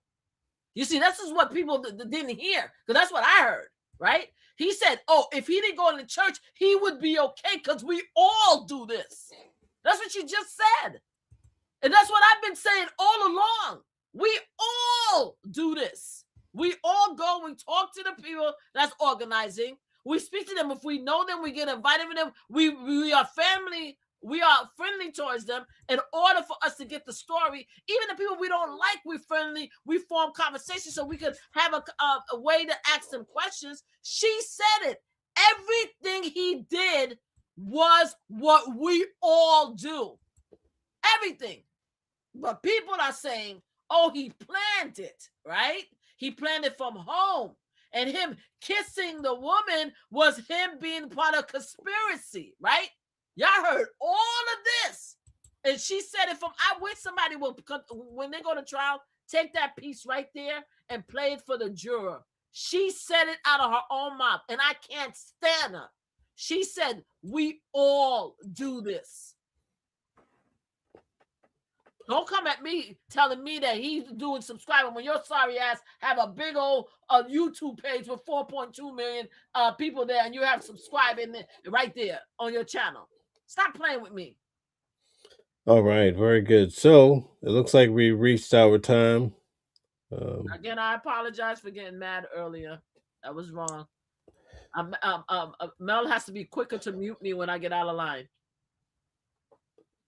Okay. All right. So, at any rate, I think this was pretty good. I'm going to play a little bit more of this, maybe a couple minutes. I want to see how it turns out here. If you go to the YouTube channel, you can hit subscribe. Just go to donlemon.com. Donlemon.com. At the top of the page, there are links on all 4 of the categories that we are nominated for the NAACP Image Award. Click on those categories and vote. You can only vote for one person. Vote for me. So he decided that he wanted to interfere with people's right to worship because it could really get him some good clicks. Like there would be a personal benefit to Don Lemon, right? Some people went in there intentionally interfering because they wanted to intimidate ICE and ICE supporters. Some people went in there because they wanted to interfere because they thought they'd get clicks and subscriptions. They're both illegal. Did you intend to interfere? Yeah, you did. You knew what would happen. You fully intended to walk in there, to walk down the aisle, to interrupt the church service in progress. You fully knew. You 100% knew. The payoff to you was different from the payoff to Nakima. Doesn't make your behavior any more lawful. In this next clip, again, he's on the way to the location before it happens, and he accidentally reveals that he knows exactly where they're going and that it's a place of worship. As Nakima said, this is a clandestine operation. And then we can tell you what's going to happen after. We don't know what's happening. We kind of do, but we don't know how it's going to play out. Okay, so we are here. Now, do you think if you just have it, I think maybe if you just have it on the church, but they see me. Oh, whoops. They're going to know. No? I don't. It just depends. If they see me, they're going to know. What? Don't name the location. I'm not naming the location, but I mean, I'm just wondering if you see point, me. I mean, the folks inside see me. Are the congregants really on live instead of in service? You know, on Sunday, Calvin said that the criminal defense attorney, he says that Don Lemon's going to have a tough time here. What do you think? I'm not a lawyer, so I can't say. All I could say, if Calvin thinks he's going to have a hard time, then Calvin probably know than me. Did Calvin say that he's going to be found guilty? I don't think he actually said that, but he said it's going to be really tough because of the First Amendment. People have a right to worship, and you can't inhibit their right to worship. Did Calvin talk about him as far as a press? What does that mean as far as being a press? Yeah, but the press is not going to ride over that freedom of religion, especially. I think Calvin basically, you could go check it out, but I think he basically said, you know, in this environment, this country, people are really big on religion, and you can't inhibit. Right? I agree with him. In this environment, yes, we things are complicated because everybody want to live in whiteness. What I'm saying is that I need them to find 12 individuals in Minnesota after they're unalive, right? Renee Nicole Good and Alex Petty, because the reason why these protesters was there because the pastor that's there is the head of ICE. That's why they went. Do you understand what I'm saying? So I need them to find 12 people that is going to find him guilty, right? Just for that point alone. Okay. Now, as far as him being a media and he could prove that he was there as a media, I want somebody else now to come up with people who don't believe in the First Amendment right of freedom of the press. So with those two things, I want to see how they found him guilty. But now that, if you don't mind me sharing something, you have time for me to share something when it comes to Megyn Kelly and her talking crap about yeah, let's finish this out then, and then we'll play that. It's just no, it's not. I'm not playing anything. I just want to finish this out. I just want to show you something real quick once you finish this. And that's just about her comment about him wanting subscribers. Okay, go ahead. Let me know when you're ready. I'll share it. Mm-hmm. Well, go ahead. Just share it. Let's let me see where I'm at. See. Real quick. Oh. Looks like she got removed somehow. I'm not sure what happened.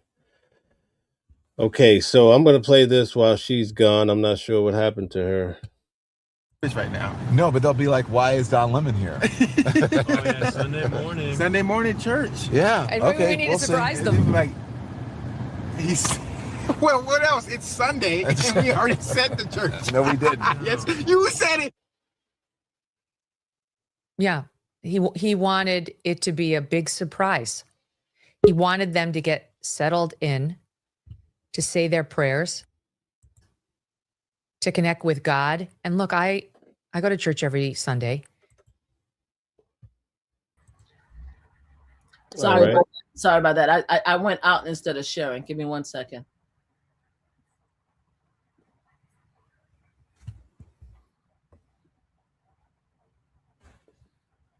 All right. Can you see that? You see the statement? Right? Do you see it, Mel? I can see it. We can see it now. All right, so she said, yes, she frequently asks viewers to subscribe to her YouTube channel, The Megyn Kelly Show, as part of the routine show closing and from throughout her content to build her independent media audience. So she does. She has growing her channel subscribers by subscribers to channel mainstream media, and recently celebrated surpassing 4 million subscribers. Not only that, there's a video of her talking about her subscribers. I'm not going to play it, in which she talks about and celebrate her 4 million subscribers, 4 million subscribers, and how she wants people to subscribe. I'm looking at the video right now. You understand what I'm saying? So I can't stand the hypocrisy of Megyn Kelly when she be talking crap out of the side of her mouth when she does the same thing. Now you could continue and play the video as you like. All right, thanks. You're welcome. Thank you for Think about your experience in that pew. Sorry, guys, you guys. You know, I will share something with you. When I go, and probably just like a lot of you, when I go, the first thing I do when I get there is I say my prayers for my family and for people I miss. I think about my sister all the time, who died a couple of years ago at age 58. I say prayers for her. I think about her. I pray for my mom, who's 84. And this journalist wanted to make sure people like me were doing that so he could burst in and surprise them. And his giggling asshole producer is under arrest too, so he can fuck right off with Don Lemon. They didn't have a care for interrupting that holy moment that the individuals inside that church were probably having with God, with Jesus, with loved ones, praying for the people who are suffering, praying for the people who are hurt, praying for the people they've lost, praying for their kids, praying to God to keep them safe. And in walks Don Lemon with his microphone, shoving it in your pastor's face as that pastor says, "Get out. Get out." And his response is, "Trauma's part of the process. Trauma's part of it. Being disturbed is our First Amendment right to disturb you." No, it isn't. That's where you're really wrong, Don. About 30 seconds after the protest begins in the middle of the service, he details, of course, as we know now, knowing the protesters were there, about this pastor, not the one who was actually delivering the service, but a different one, apparently being a member of ICE. He knew that. Okay, he knew that that was the reason for the protest. He knew because he was in on it. He was kissing the organizer of the protest before it happened. He knew they were going to. He knew everything. There wasn't a. Did you see any evidence of him kissing the organizer? I saw that he reached. There was a video where she gave him one hug. Well, did he actually kiss her, or did he give her a hug? When he approached, when she gave them, they both kind of hugged each other when they met up. I saw the video. But can we share something else about Megyn Kelly real quick? Do you mind? Yeah, go ahead. All right, thank you. So Megyn Kelly is a Christian, right? She's a God-loving, church-going person, right? You see, what I love about Google and ChatGPT is that you could just find anything if you ask a question. So we on 2026, right? We in 2026. We just came into 26. We in March, right? Yes.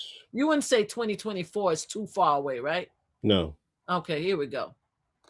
So let's read what it says. So Megyn Kelly is a lifelong Catholic, has historically attended church regularly. However, as early as 2024, she disclosed experience a crisis of faith related to a challenging annulment process, which caused her to stop observing Lent and skipping attended Ash Wednesday services. Kelly has previously mentioned going to church on Sunday, focused on praying on February, current situation. In March 2024, she expressed frustrations with the Catholic Church bureaucracy annulment process, saying it felt like an intrusive intervention between her and God, leading her to question her attendance and participation in church rituals. You see, I don't like hypocrites. Okay. Let's continue. All right, guys, hit the like button, share, and subscribe. Thank you very much. Let's finish this out. Piece of this whole thing that Don Lemon wasn't in on in advance, and obviously he had no problem with any of it. Watch. More seats. We do have some seats available in the sides here. The transept, a few seats open. Seats up here as well. The Gospel of John. This is video from outside. You can hear the pastor.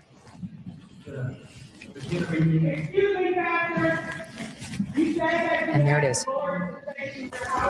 Hey, Meta There's record. Nakima. Yeah, and there's Don.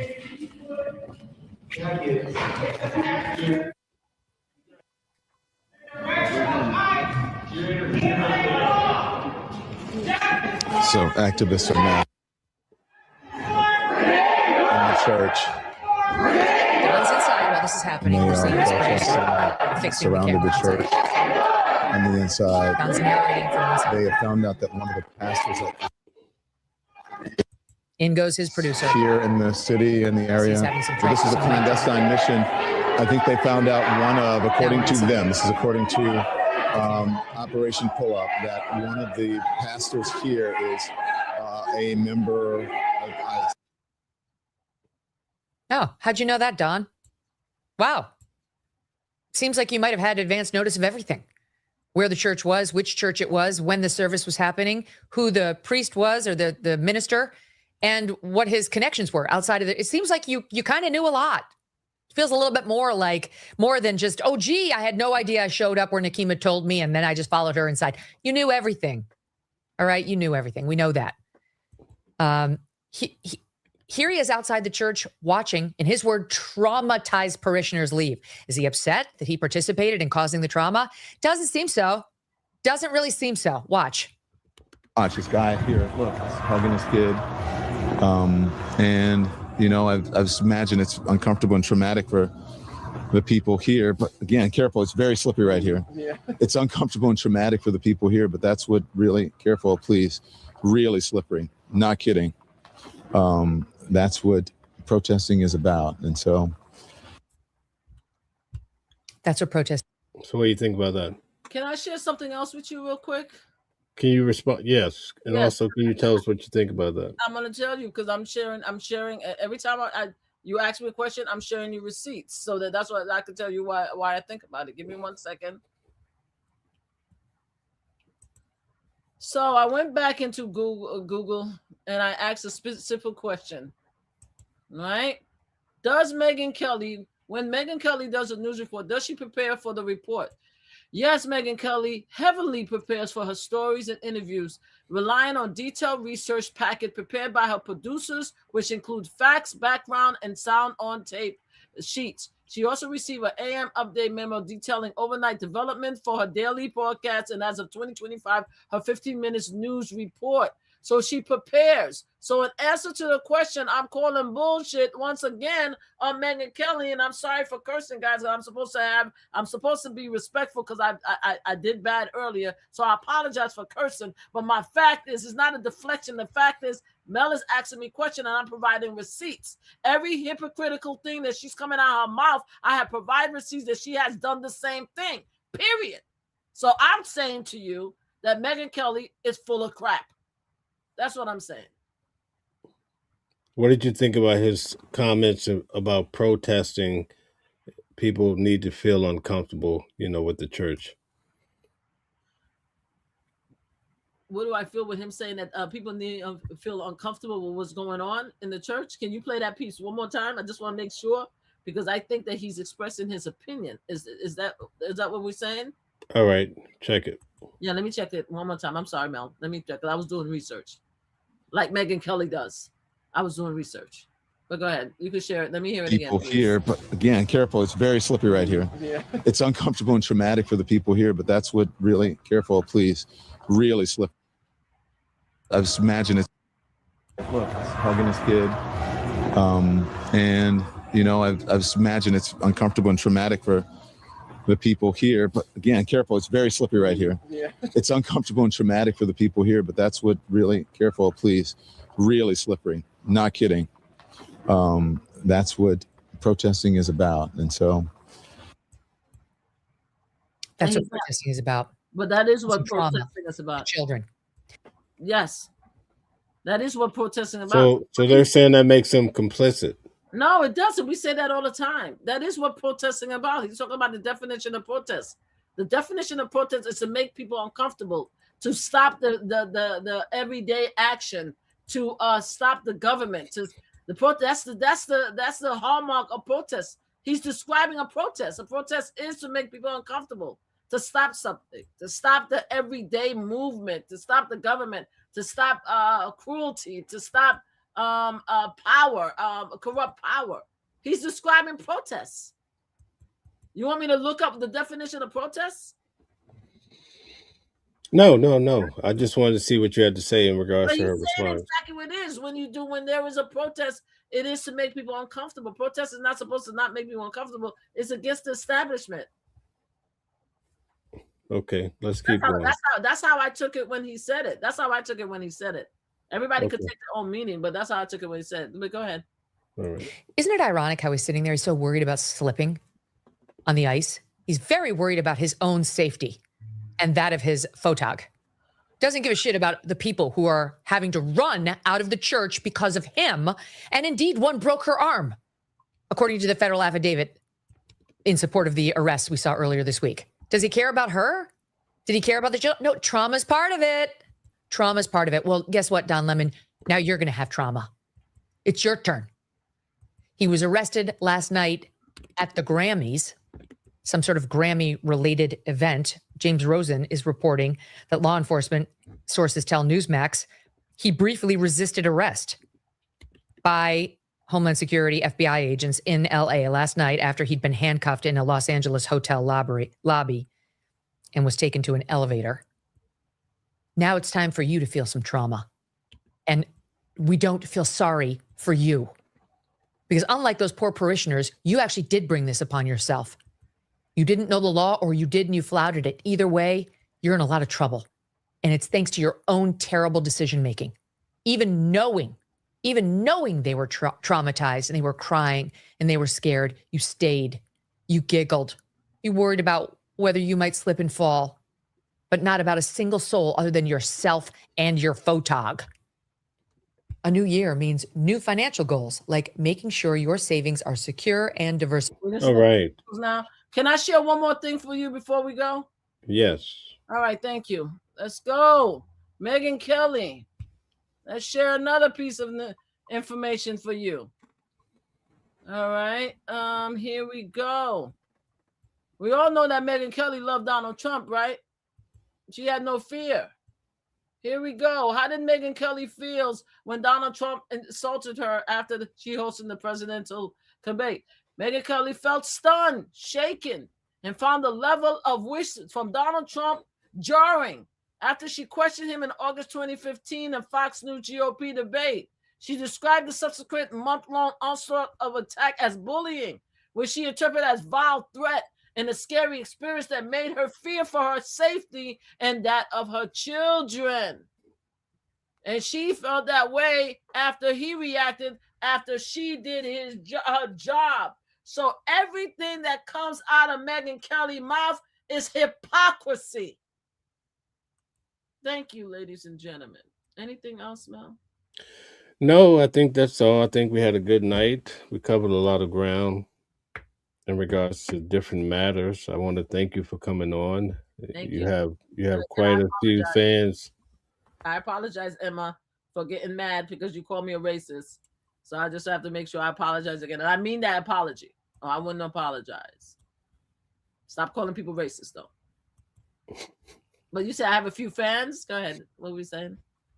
Yeah, it looks like you have a few fans in the audience. Yes, I have a lot of my people that's coming from Mama Flip Slot channel. That's my channel. I see all of you people. I see all my people coming in.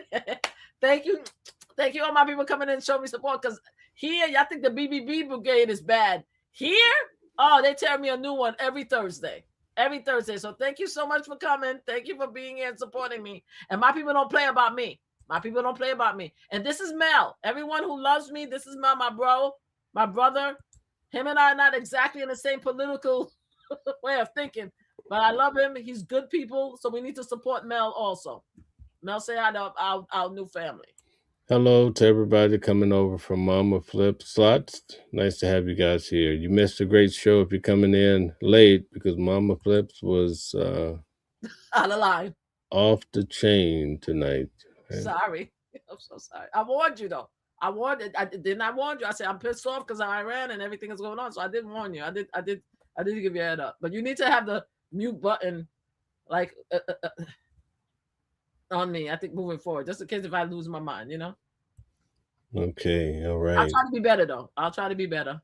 Yep, you definitely flipped out tonight. Yeah, I did. I'm sorry. I apologize. It's a lot of bad things is happening in the world today. And I'm trying to explain it. And I'm trying to give my opinion. And we get to the point, and I think, and you guys need to pay attention. I think especially with Jasmine Crockett and a lot of stuff that's going on, Black folks have had it up to here. A lot of Black folks have had it up to here. We're hitting our heads against a wall. We understand that white America is running the country. Donald Trump is running the country. They have the Supreme Court, Congress, the House of Representatives, which is Congress, and the Senate. We know this. We know that you guys are running things. What we don't want is you guys playing in our face to this. That's what we don't want. It's okay to say that, you know, we have the power, we're running things and stuff like that. We think we're going to make the world better, but don't stop playing in our faces. Stop trying to sell us a lie. That's the only thing that we don't like. Like, just accept your win, be gracious winners, and let's move on. But every time you guys play in our faces, right? And you call in Don Lemon, the reason why I got triggered is because Don Lemon, y'all know Don Lemon is a lot of you guys know who Don Lemon is. You know Don Lemon wouldn't hurt a fly. Y'all know damn straight who Don Lemon is, right? But for you to come and you guys, a lot of you guys know that Don Lemon believe in God and he talk about God all the time. He go to church. Y'all know this about him. But because of what happened, y'all want to, because of who he is, y'all want to now label him demon now? Y'all want to lie on this man? You see, we're done. We're done. Also, you guys open up the door for the disrespect, to be quite honest. All right? You guys been disrespecting us for a lot of years. And y'all continuously on a daily basis disrespecting us. We had it. Y'all opened up the door by bringing Donald Trump back in the office. Y'all said, look, he going to be able to say whatever he wants. We don't give a damn about you. So now we're on that same timing. You understand? That's where we are with this. So if you guys want to win, then win. We got this. Y'all running the world. Congratulations. But stop playing in our faces because all you're doing is pissing us off. Thank you, Mel, for allowing me to say. And please, if you guys want to follow me, please go to Mama Flip Slots. Mama Flip Slots. Mama Flip also. But Mama Flip Slots, we're trying to get to 10,000 subscribers. Thank you so much. All right. Maybe we could end tonight by you saying something good about Donald Trump. I thought you was gonna have somebody call in so they could tell me off. What's good about Donald Trump? I'm still waiting for my $2,000 check. There's nothing good about Donald Trump. I'm still waiting for Oh, I got something. He fired. I got one. He fired Kristi Noem. He hired this other guy, but that's what I have for you today. He fired Kristi Noem. Okay. And if he gives you $2,000, it'll make it all better? No, I'll still dislike him intensely, and I'm being nice because I use the C word because I normally say something rougher, but at least I could say something nice about him. I wonder why everybody give him such a hard time. Today they were saying that his son Barron needs to join the army. Oh no, he has to go. Oh, I said that too. Oh, I'm sorry. What? Yes, of course. No, don't play with me. He's of age. He has to be the first one to go. Are you serious? Now I know we know better. I know we know. You know Barron has to go, right? Unfortunately, I don't think he's gonna pass the test, but you know what I'm saying. He has to go. He has to do everything he can to go and serve his country for his father. He needs to be the first boot on the ground. You know, and I don't want him to do no publicity. I don't want him to be a reporter over there. I don't want him to be a supply clerk. I don't want him to be an administration. I want him to be whole. And I don't even want him to try to be an Air Force. I want him to be Army. I want him to be a grunt. I want him to go in there and show these Iranian. No disrespect, Iran. Don't come to me. I'm just being funny. I don't want nobody attacking y'all. But the point of the matter is, his son needs to go there first. I want him in the front lines. Thank you. I want him in the front lines. I want him to show us what being a Trump is about. But he's slated to be probably one of the future presidents of the United States. And then he could come back and do that too. After he should take his sorry ass to the front lines and show us what it's like to be a powerful Trump. He needs to be the first foot on the ground in Iran. I need him to be the first boots on the ground in Iran. That's what I need him to do. Yep. Yep. So you agree with MSNBC saying he needs to go. You know he's 6'9". I didn't know that. Oh yeah. They say he's too tall to go to the army. He'd be an easy target. No, he won't. They'll be intimidated by him. He will show the strength of being Donald Trump's son. They won't touch him at all. Him being tall will be an advantage to him. They won't target him.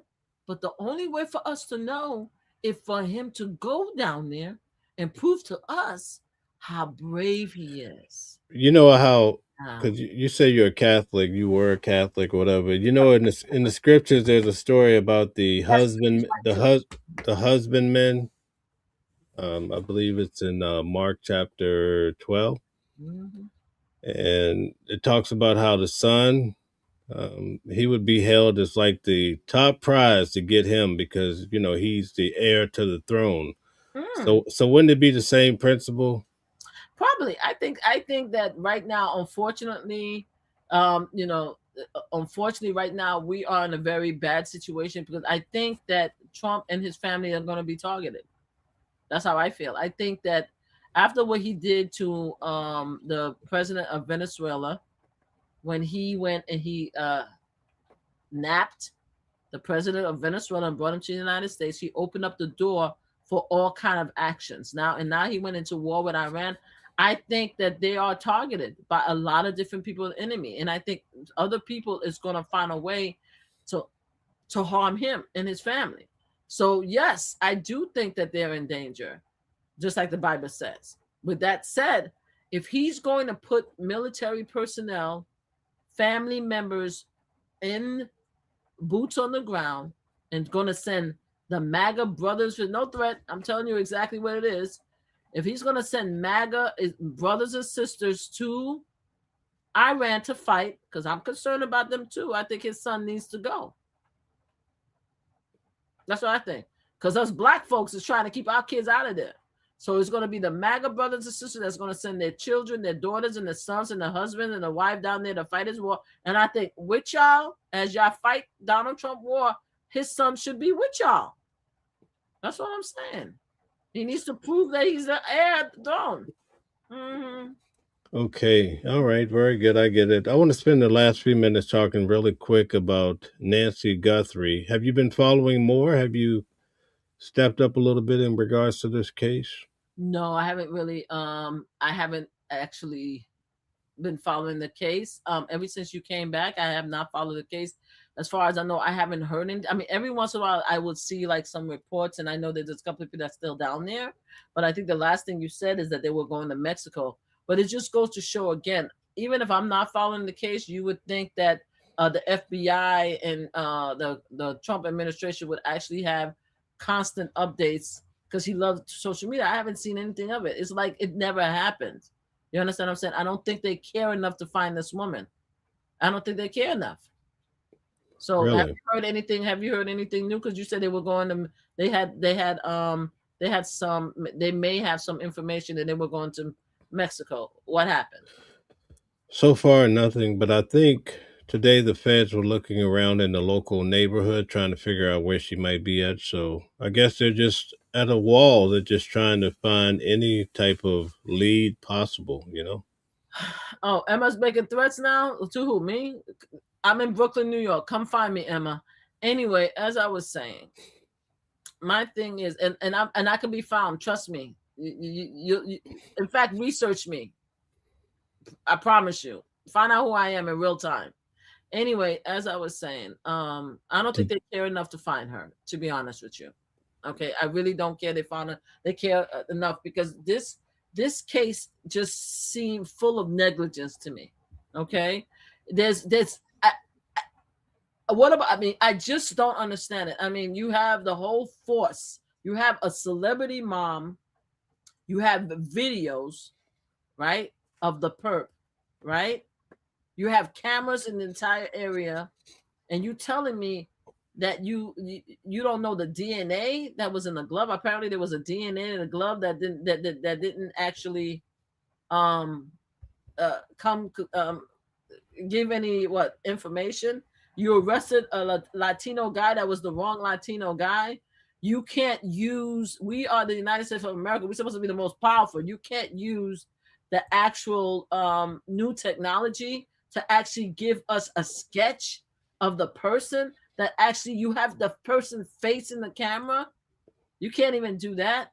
I mean, people was able to identify the ICE agent that unalived Renee Nicole, and he had a mask on. Somebody on the internet was able to use AI to find his face. That's how we find out who he is, but you guys can't do it. So either they're playing in our face and they have an idea, right?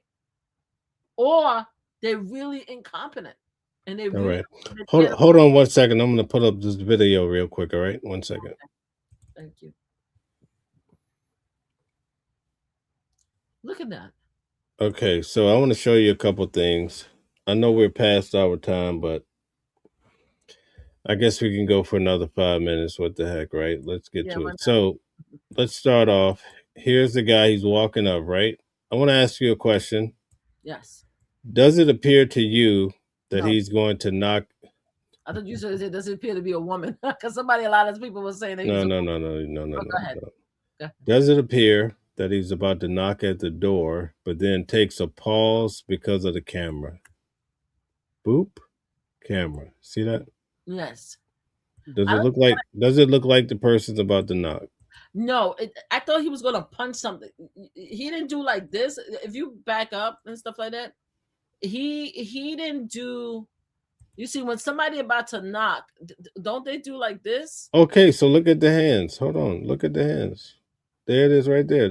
Exactly what you're doing. Look at this. No. The hand. It looked like to me. Well, I guess they could do like this, but yes. Okay, I'm sorry. It looked like he was about to hit something. But go ahead. Yes, it looked like he's about to like knock to maybe see if somebody's up or something like that. Yes, go ahead. Okay, I mean I can't tell you what to think, so I'm just asking you a question. I'm gonna go. You're right. You're right. Okay, all right. So I'm gonna go through this, show you a couple things. So right here in the bottom of the screen, you can see the deadbolt at the very bottom right corner. The deadbolt is at the top. That's the first knob. The lower knob, right? The secondary knob, that's the key lock. That's the door knob. Okay. So you see those two there? I only see his hand. Where are you looking at? I see his other hand. Can you see? Let me change it up a little bit. I'm sorry. You don't see in the far right corner. WTV News is hiding what you're showing me. At the bottom okay. Yeah, so I can't see it on my end. Hold on 1 second. Let me if I spread. Oh, okay. I'm about to say if I make it the camera bigger. Hold on. You want to try it again? Yeah, it's still covering it. Let me see. Give me 1 second. Okay. Oh no, it's not gonna help me either. Here we go, right here. Is that better? Okay, hold on a second. I need to now escape what I just did. I just made myself bigger. Hold on.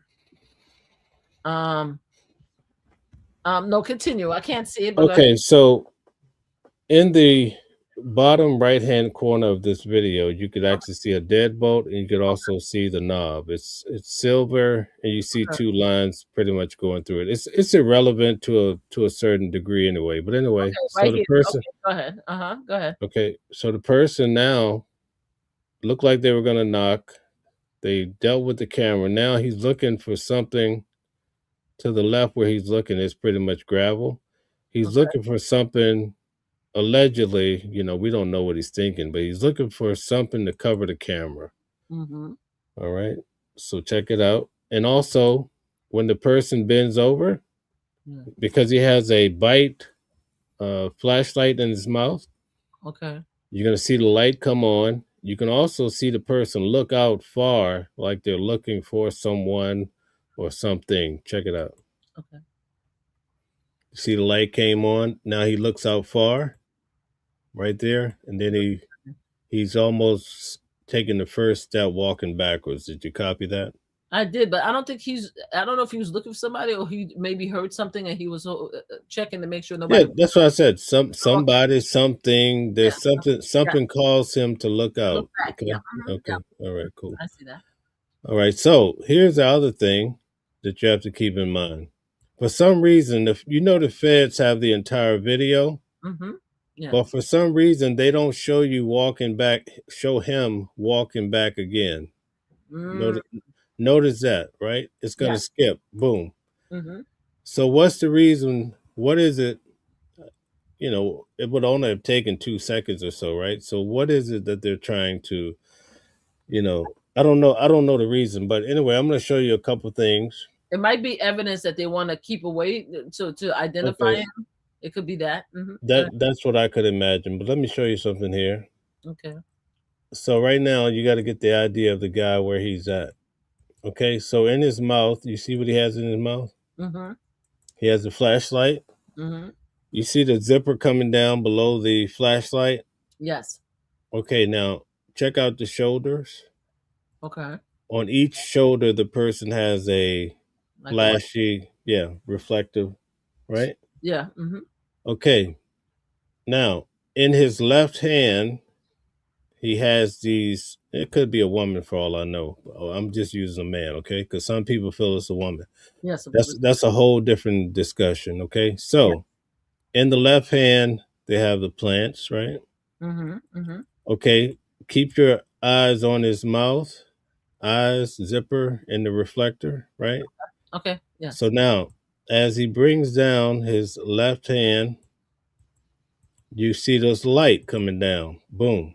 See that? Yes. Many people feel like that's a secondary, third party, some extra being or somebody else that's walking up at that time. Wow. And maybe that's why the feds cut the video. Okay. But anyway, or if you notice the plant curves around, Mm-hmm. could it be the light from the mouth reflecting off of the plant? But a lot of people are divided on whether or not this is a separate light or not. Okay. Now, I'm going to show you something now that I haven't heard anyone else talk about. Yes. Okay, so you see this light. Yes. Whether it's a reflector or light, we don't know. Uh-huh. I'm going to show you that there was a light behind this person, okay? I see it. Okay. No. You see the light from the mouth, right? I'm going to show you something. Okay, so you got to work with me here. Okay, I'm I listening. want you to look at the very top. You see the light in the mouth? Yes. I'm going to show you a light's going to flash from behind his head to the right corner. All right, so bear with me, and I'm going to tie it into this light over to the right. It's almost like somebody's walking with a cell phone. The light flashes behind the head, Okay. and then it comes to the side of the person. So bear with me. Watch. I'm going to show you. See that light behind the head? Look at there. See? There's something behind casting light. And Yeah. see in the top right-hand corner, in the top left-hand corner? Okay, so that's the person. That's what it looks like in the dark. The person has the light in their mouth. There shouldn't be any light unless there's a car passing. Unless Yes. there's some sort of car passing. But look behind his head. Okay. Look behind the head, right? Mm-hmm. See that light behind the head? You sure that's not his eye? Oh God, help me. I So, just want to make no, sure. no. So let's get. I want you to. Like right here. I want you to find his mouth. You see the light in his mouth? Yes, yes, I see it. Do you see his eyes? Yes, I see his eyes, but I Look see up. look white. What do you see? What do you see back up behind the head? You don't see the light? No, it looked too crop up to me. Maybe it's the way I'm presenting it. So you have to get your cell phone, right? Okay. But let me try to do a different angle. Hold on one second. If you look closer, you'll see the light behind the head. Right there. You see there? It flashes right here. Yes. You see the light behind the head? I see it on the left-hand side. Yeah, you have to. Yeah. So what's creating the light behind this person's head? That I don't Okay. know. So now listen. Follow that light. Okay. He puts his hand down, and now you start to see the light come down here. You see what I'm saying? Yes. So let's go back again. Go back. Uh-huh. There's a light behind his head, right? Yep, right over there. Right there. Boom. See the light behind the head? Yep. And now watch the light come. Watch the light come here. See, that's a separate person, right? Look like it does look like It looks like it's a different being because let's go back, and you see the light in his mouth is pretty much all we. Still there. It's still there. He hasn't moved it. But what I'm saying is, let's look at what it's like with the person just being there in the dark. Okay, let's get a good idea. So right here, you see what it's like for the person. There's a reflector. There's a light in the mouth. Behind the head, you don't see any lighting, right? Nope, don't see nothing. So this is what it looks like. This is all the light that this person can pretty much produce with their light and their being. You follow me? Yes. Okay, now watch this. Now you're going to see a light behind the back of his head. It's hard to get it right. It's okay. I'm waiting. Right there. You see that light? Yep, I see it. So there's light behind the person. Wow. Right? Uh-huh. It's a car. If it was a car pulling up, I think the whole place would light up. Light up, yep. But if somebody has a cell phone or something, just enough light. Now watch the light behind his head. Now watch this. Now you see this light coming down right here. That could be a person. Wow. Okay. Wow. That's not it. I have more. Go ahead. I'm watching. The person has on 2 pair of gloves, and I'm gonna show you that too. Okay. Because the first glove has a hole in it. I'm gonna try to show it to you real quick. It's not easy to do this because I'm trying to find the right frame. But inside their glove, I'm gonna show you when that comes down. And also look at how long the fingernails are. You see those long nails? That's why people are saying it could be a woman. You see that? I see that before. So the person has long nails. That typically a man doesn't have long nails like that, right? You see that? They are, yeah. Okay. They don't have. But I'm trying to show you a couple other things here. I have the steel frame. Stop. No, go back a little bit. Go back just a little bit more, a little bit more. You see that light continue to stay on that side? Go back a little bit more. Little bit. You see another light back there? Yep. Okay, go ahead. But that's all coming from this source. This is my whole argument, right? Okay, go ahead. Continue. Let's continue. Okay, but so we have the light. I'm trying to show you. I have a steel frame, but I can show you where the outer layer of the glove has a hole in it. Let me show you the steel frame real quick. Give me 1 second. So this is the steel frame that I was able to see that hole in the glove. This is when the light comes down. There's a hole in the glove, but you have to find the right frame. You follow? Yes, I see the hole in the glove. Yeah. So that's a steel frame. I'm going to show you another steel frame, but first I want to go back to the video. Okay. And then we'll be out of here. Let me show you this here. So go back to the video. Yes. Let me show you something else. Right here, when that light comes down, Uh-huh. and it's hard for me to get the right frame. So let's go back to the light. So the light comes down, right? Mm-hmm. And then there's a lot of frames in here. We learned at Diddy's trial, right? You get all these frames. Mm-hmm. Yep. But let me show you one of the frames that I was able to get just from working on this for a very long time. I'm going to show you what it looks like is in one of the frame. After that light comes down, Yes. let me show you what's in the frame. And you can come to your own conclusion. I'm just showing you something. Okay. Look at that. That looks like an Apple cell phone. The way look how on that the side of it is so straight, Yeah, yes. and then the bottom is white. That's the frame that when that light comes down, It looked like a this is a quick frame in that all of that cluster. You see what I'm saying? Wow. So it looks like a cell phone is pointing downward toward the doorknob, right? Something like that. Oh, pointing towards the doorknob. Yes. Yeah, it would be down from that angle. The cell phone would be pointing down. Wow. So let me show you right now. Now keep that in mind, Okay. and I'm going to go back and show you at what point that develops, so you can stay with me here, and then I'm going to call it a night. So give me 1 second here. This is rather complicated. Okay, so here we go. Okay, I'm watching. So let's just do a run through real quick here. Right here. Okay. Okay. I want to build an argument for you.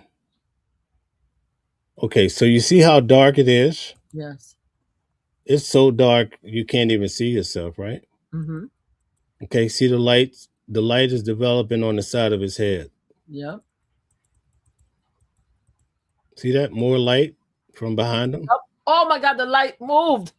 It was from the top all the way to the bottom. You saw it? That's what I've been telling you the whole. Holy That's crap. what I was trying to tell you. That is crazy. It was from the top and it dropped suddenly to the bottom. That's what I've been trying to tell you, lady. That is See what I'm saying? crazy. Anyway, that's enough for the night. I've had enough. So anyway, So is anybody else talking about it, or you the only one that's showing this? No, I'm probably the only one that went this far into it. But anyway, it is what it is. Wow. So there you have it. Hey guys, thank you guys for tuning in tonight. Mama Flip, shout out to you. Oh, was there something else? Oh, there was one more thing I wanted to show you. Okay.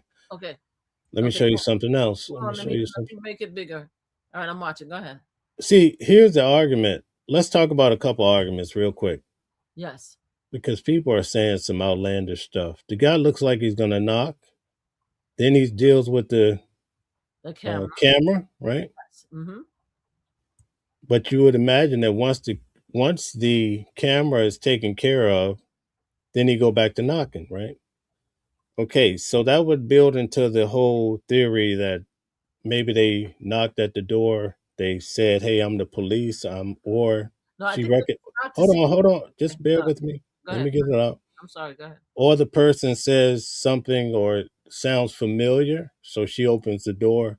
But then we heard from the daughter and also from the sheriff that they got her out of her bed. So then the question becomes, why are you bothering with the front door if you broke in through a sliding door or the back door? Why would you spend all your time or spend some time at the front door trying to get in? Because think about it, at 147, they say the camera was disconnected. So we could rightly assume that this is around 147 because we're seeing the camera get disconnected. But here's the other thing, right? Because everybody's saying it's 43 minutes. But they're saying, oh, he's in the house 43 minutes. But that's not, you can't really look at it that way because the sheriff, he says at 2:12, there's motion outside. They get an indicator, but they don't know if they can't see through the camera. So, but he says, we don't know, it could have been an animal. Well, an animal wouldn't be inside the house, so you could assume that somebody's moving around outside at 2:12 because he says it's not an animal. So from 2:12 to 2:28, when her pacemaker disconnects, that's more like 16 minutes that you're working with to get all of this done, get her out the house and disconnected from her phone.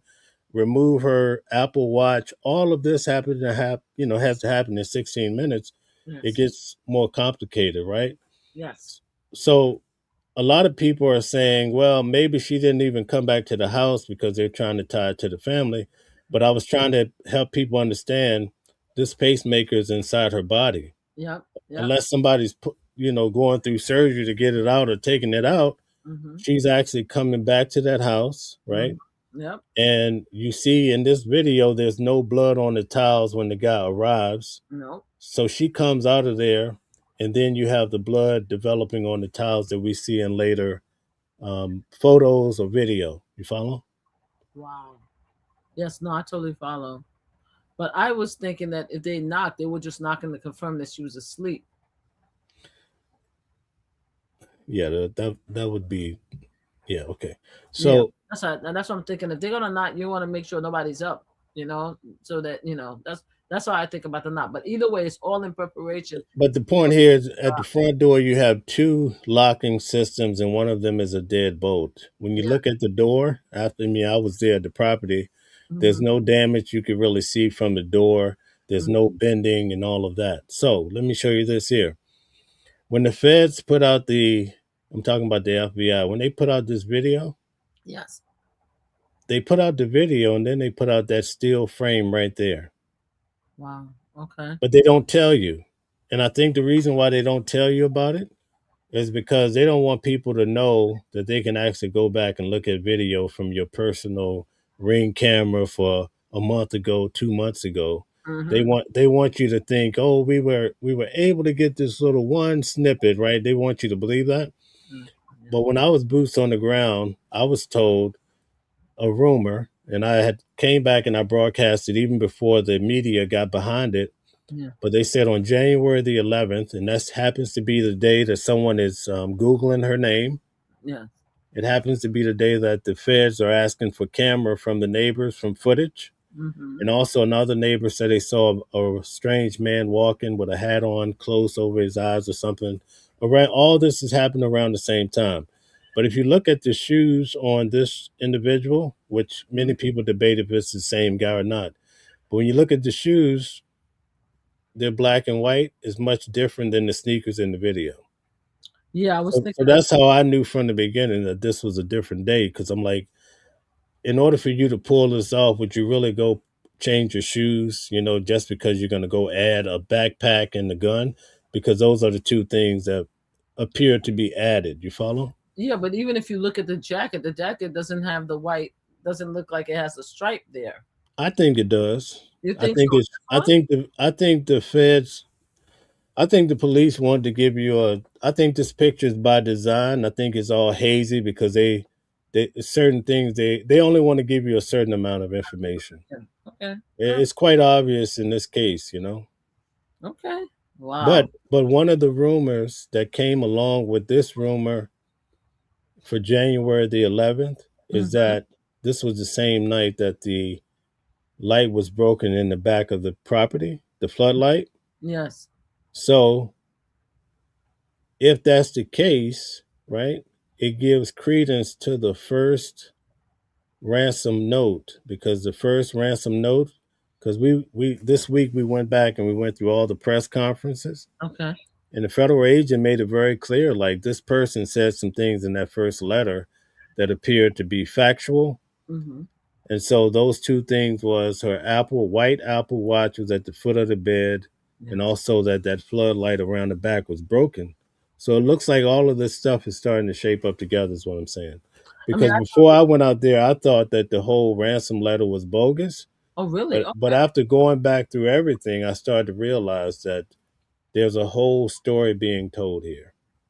I think so. And again, I also think that the FBI may know more, and if they don't know more, then they're not taking this case seriously, because they should already have some idea further along in the investigation, in my opinion. But right. So I've been telling everybody pretty much it's Occam's razor, right? It's going to be simple, stupid, right? Mm-hmm. It's going to come down to being something so just to the point. So when you think about it, and I don't want to say too much, but it appears that this is a whole storyline that has been written. I don't know who wrote the story, but someone wrote the whole script, and that's all I'll say for this. I mean, for them, so either two things: either they're meticulous, or as you say, they are lucky with the full because they're not intelligent enough, and the FBI doesn't care enough to even solve the mystery. Well, it may be a matter of they want to make it too complicated. I think it's simple when you look at it. Okay. And it's a 1% chance of a person over 80 being kidnapped. Mm-hmm. And when you get to this particular community, it's even less than that. In fact, they haven't even had an elderly person kidnapped ever, from what I could understand, right? Wow. So there's so many different variables that don't fit in. Someone would really have to be after this particular lady, but you have to figure out the reason. So thank you guys for tuning in. We're way beyond what we wanted to do tonight. So thank you everybody for coming. Thank you. but I think we gave the people some different ways of looking at this, right? Yes, we did. Yes, we did. Yeah, thank you. Would you like to give some final words before we close? Thank you everybody for coming. Please follow Mama Flip Slots channel to get us over to 10,000 subscribers. We really appreciate you guys for being here. Even the non-sayers. We all won, even though y'all to blame for this, for us being in this crisis, but we all won under the sun. And I wish you guys a wonderful Friday and a good weekend until next, and we'll see you next week, God willing. All right. Thank you to everybody that took the time to hit the like, who shared the video, who subscribed to the channel, turn on your notifications. We really do appreciate each and every one of you. This channel, I remain very unbiased. I don't really have a big skin in the game. I don't really look at Republican, Democrats. I look at the real truth of the matter, and I find good and bad on both sides. But at the end of the day, I think a lot of us do well to try to have a meeting of the minds where possible and try to get along. With that, I'll say have a good night to everybody. I'll be back on tomorrow for news at noon. And again, have a great night. I hope this show was able to lift you up in some way. And I hope you find a lot of good things here at Watching the World 777. Good night.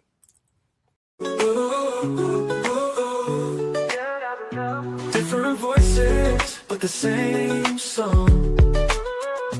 Loving a world where we all belong. Kindness leading the way, breaking the chains. In the symphony of love, the theme remains. Embracing diversity, brighter days in sight. Watching the world sharing love and light. Hearts beating as one in our peaceful flight. Colors of harmony, painting the night. United we stand in love's pure might.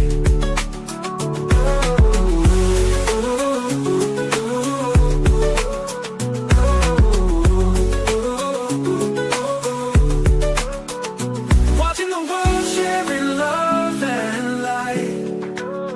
Hearts beating as one in our peaceful flight. The colors of harmony, painting the night.